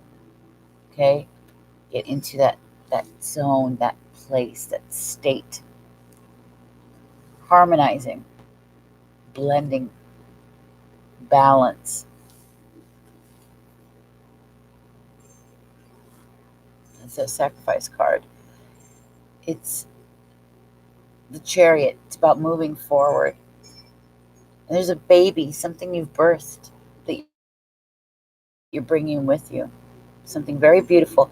Using the sun and the moon as guides. Understanding how those elements work within you and in your outer world, and using it to your advantage. Okay? Yeah. Lakshmi brings fortune.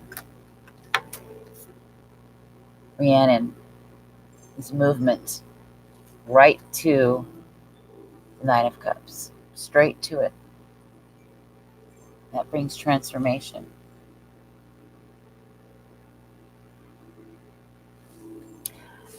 Insanely beautiful. Why did this drop out? Yeah. Fortune. Rhiannon. Rhiannon and movement. Okay.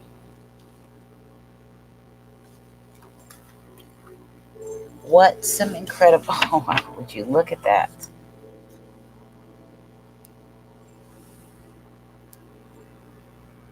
Rest, meditation, dreams. Keep track of your dreams because you will be getting them.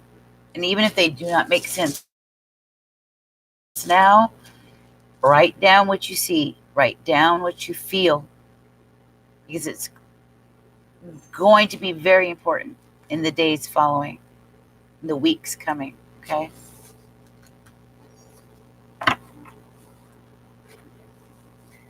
Oh, yeah. You've got power. I've got the power. Yeah. Why? Because you're a wounded warrior. You're going to fight for what you've been building, all right? You will. And you've got passion for it. Let me tell you. It's amazing. Stop listening to Taylor Swift. She lies. I don't care for Taylor Swift very much. I dreamt of being a man. Seriously. Wow, really? Rhiannon is also a tripartite. Interesting. Wow. Also, protect the healing process until you have clear. Exactly. Precisely. Yeah.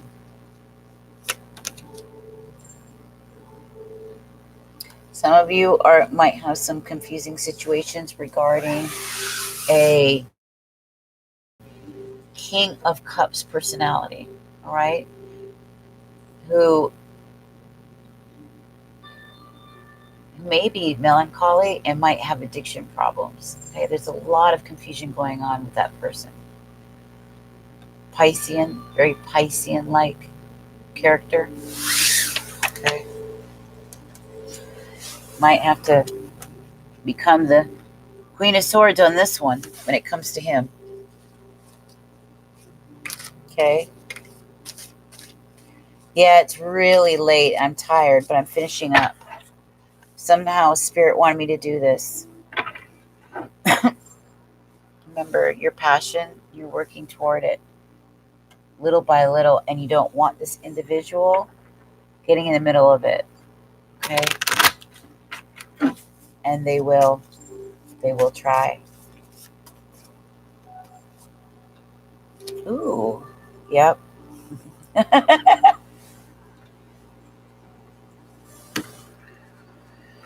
We have the Two of Cups here. Okay. There's the cup being held up to the moon. Emotions and intuition. Two of Cups. It's a celebration. It almost looks like a marriage with somebody you've known for a long time, a friend. It was fruitful in the past. They're coming back in. Okay. This is stuff of childhood also. And then we have the card of Aquarius, the star card. You being the star. You being given hope for this. This relationship, although it's not looking good, it actually has hope. There is hope. Keep your strength. Keep your boundaries. Stay firm.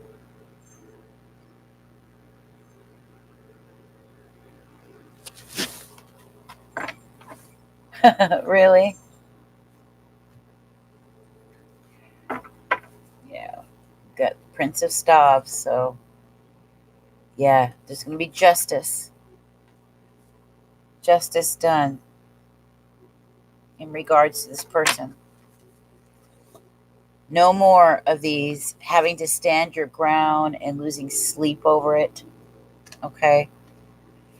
There's judgments here. And you're not going to be going through this oppressive state anymore where you're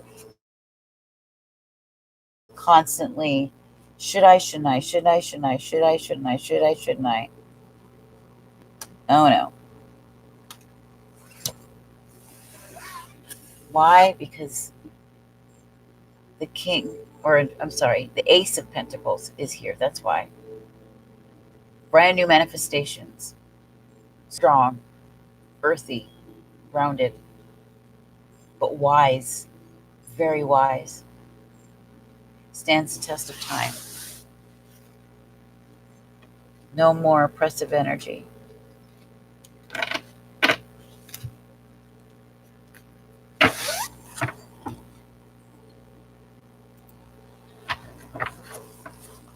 Looking for newness in your roots, mastering your own story and history. Imagine. Yes! That precise thing was something I went over with an individual tonight during our coaching session. And I had wanted her to originally complete the homework I sent her, which was about rewriting your story. Now, she says she gets this, she feels like she intellectually has already been there, done that, knows it, but I'm trying to get her to physically sit down and write, to get into a place in a state where she's got like a moment each night before sleep. And I want to be able to see where she comes from.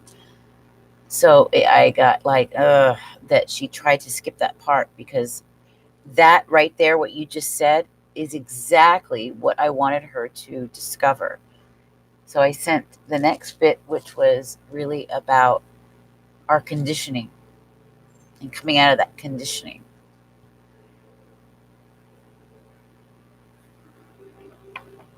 I'm sure. Well, what do you think it should be called? Herstory?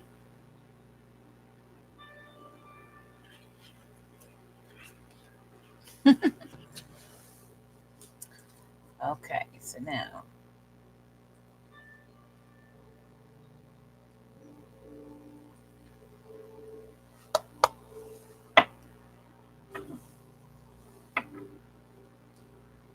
I'm not even lying. It's not a lot of money, but it's enough for me. Amazing, Thomas. I love hearing that. I love it.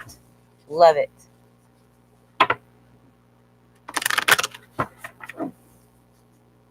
That's great. All right. We're just about done.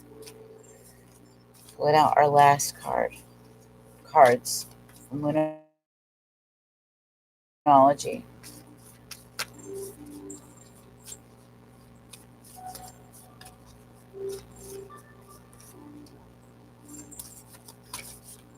Okay, this one wants to come out. Put that there. Let's see what the next one is. Take 3, and then we're going to read from the last one.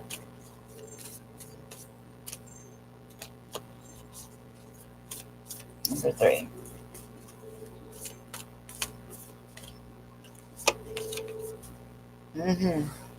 Now this is the void, of course, so it seems as though we don't have to worry about that one.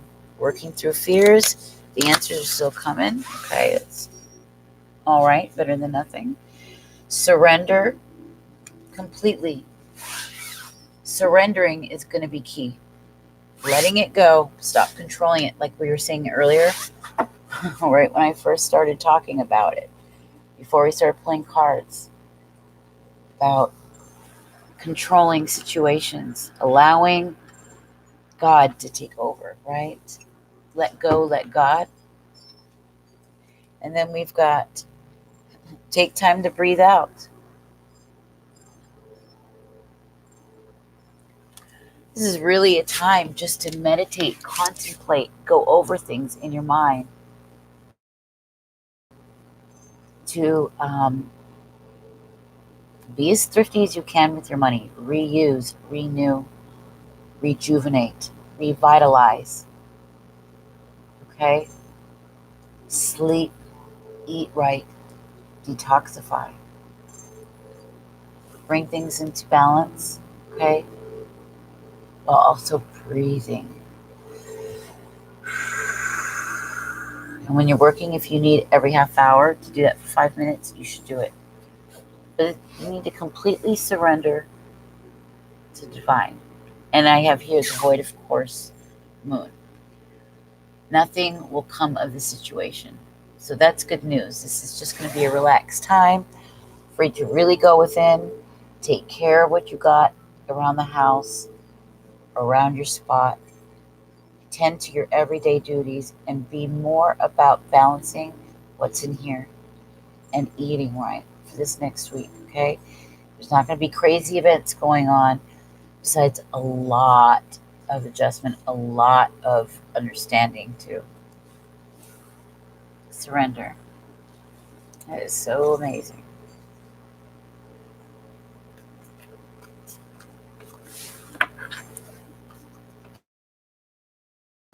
And with that, we are done, my loves. I want to thank you, Thomas, for coming in here and spending your night, your evening with me and my group, my beautiful group. We're all loving people. We're genuine, sincere, and authentic, supportive people, okay? We are very empathic individuals, creative individuals, but very spiritual, okay? If this is your first time here, I am, of course, I'm an intuitive, soul work intuitive. I'm a spiritual mentor, all right? And I'm a life purpose career coach. And yes, welcome, Thomas. I specialize in emotional intelligence, transformation, mindfulness, self-sabotage and forgiveness, self-love, as well as toxic relationships, which include addiction, codependencies, things of that sort. I work with other creatives and spiritual entrepreneurs, and mostly a lot through writing, but as well as coaching. Okay. So helping one build a business online is extremely important to me, because I want them to create something that is meaningful for their lives, but while also being free emotionally, spiritually, and financially, because our finances can keep us in some very unfair situations and toxic relationships that are all too much, too often abusive, just because of the security. And to know that you create your own security, your own sovereignty, freedom, and independence is so expanded. And you are so empowered because you're doing something that has meaning. And that's what I'm here to set out to do. Yeah. So welcome. And that was a reading for us to catch up on for the next few days or so, up until it'll drag on up until as late as the Virgo full moon in a week, okay? Maybe even some instances just a tad bit longer. But this is what we're currently looking at and what we're currently going through. So, without further ado, I'm going to close this one out. I love you guys so much. Elisa, thank you so much for being here for me, baby. I adore you. Joshua, I love you, you crazy ass. You are so funny and so sweet. Thomas, welcome to the family. Welcome. It's so beautiful to have you here. Honestly, truly. Definitely subscribe so you know when we get back on, okay, honey? And if everybody's okay and nobody feels they need their own personal reading tonight and we're good, then we'll close this one out. I love you so much. I love you so, so much. Thank you for helping me put this beautiful family together. I mean that it's so exciting. And I've been gifted. I've been blessed to have this right now. And in a time in my life when I couldn't imagine needing it more. So I love you. Mwah. And I will see you guys tomorrow. Okay? Don't let those bed bugs bite. Okay? I love you. See you tomorrow.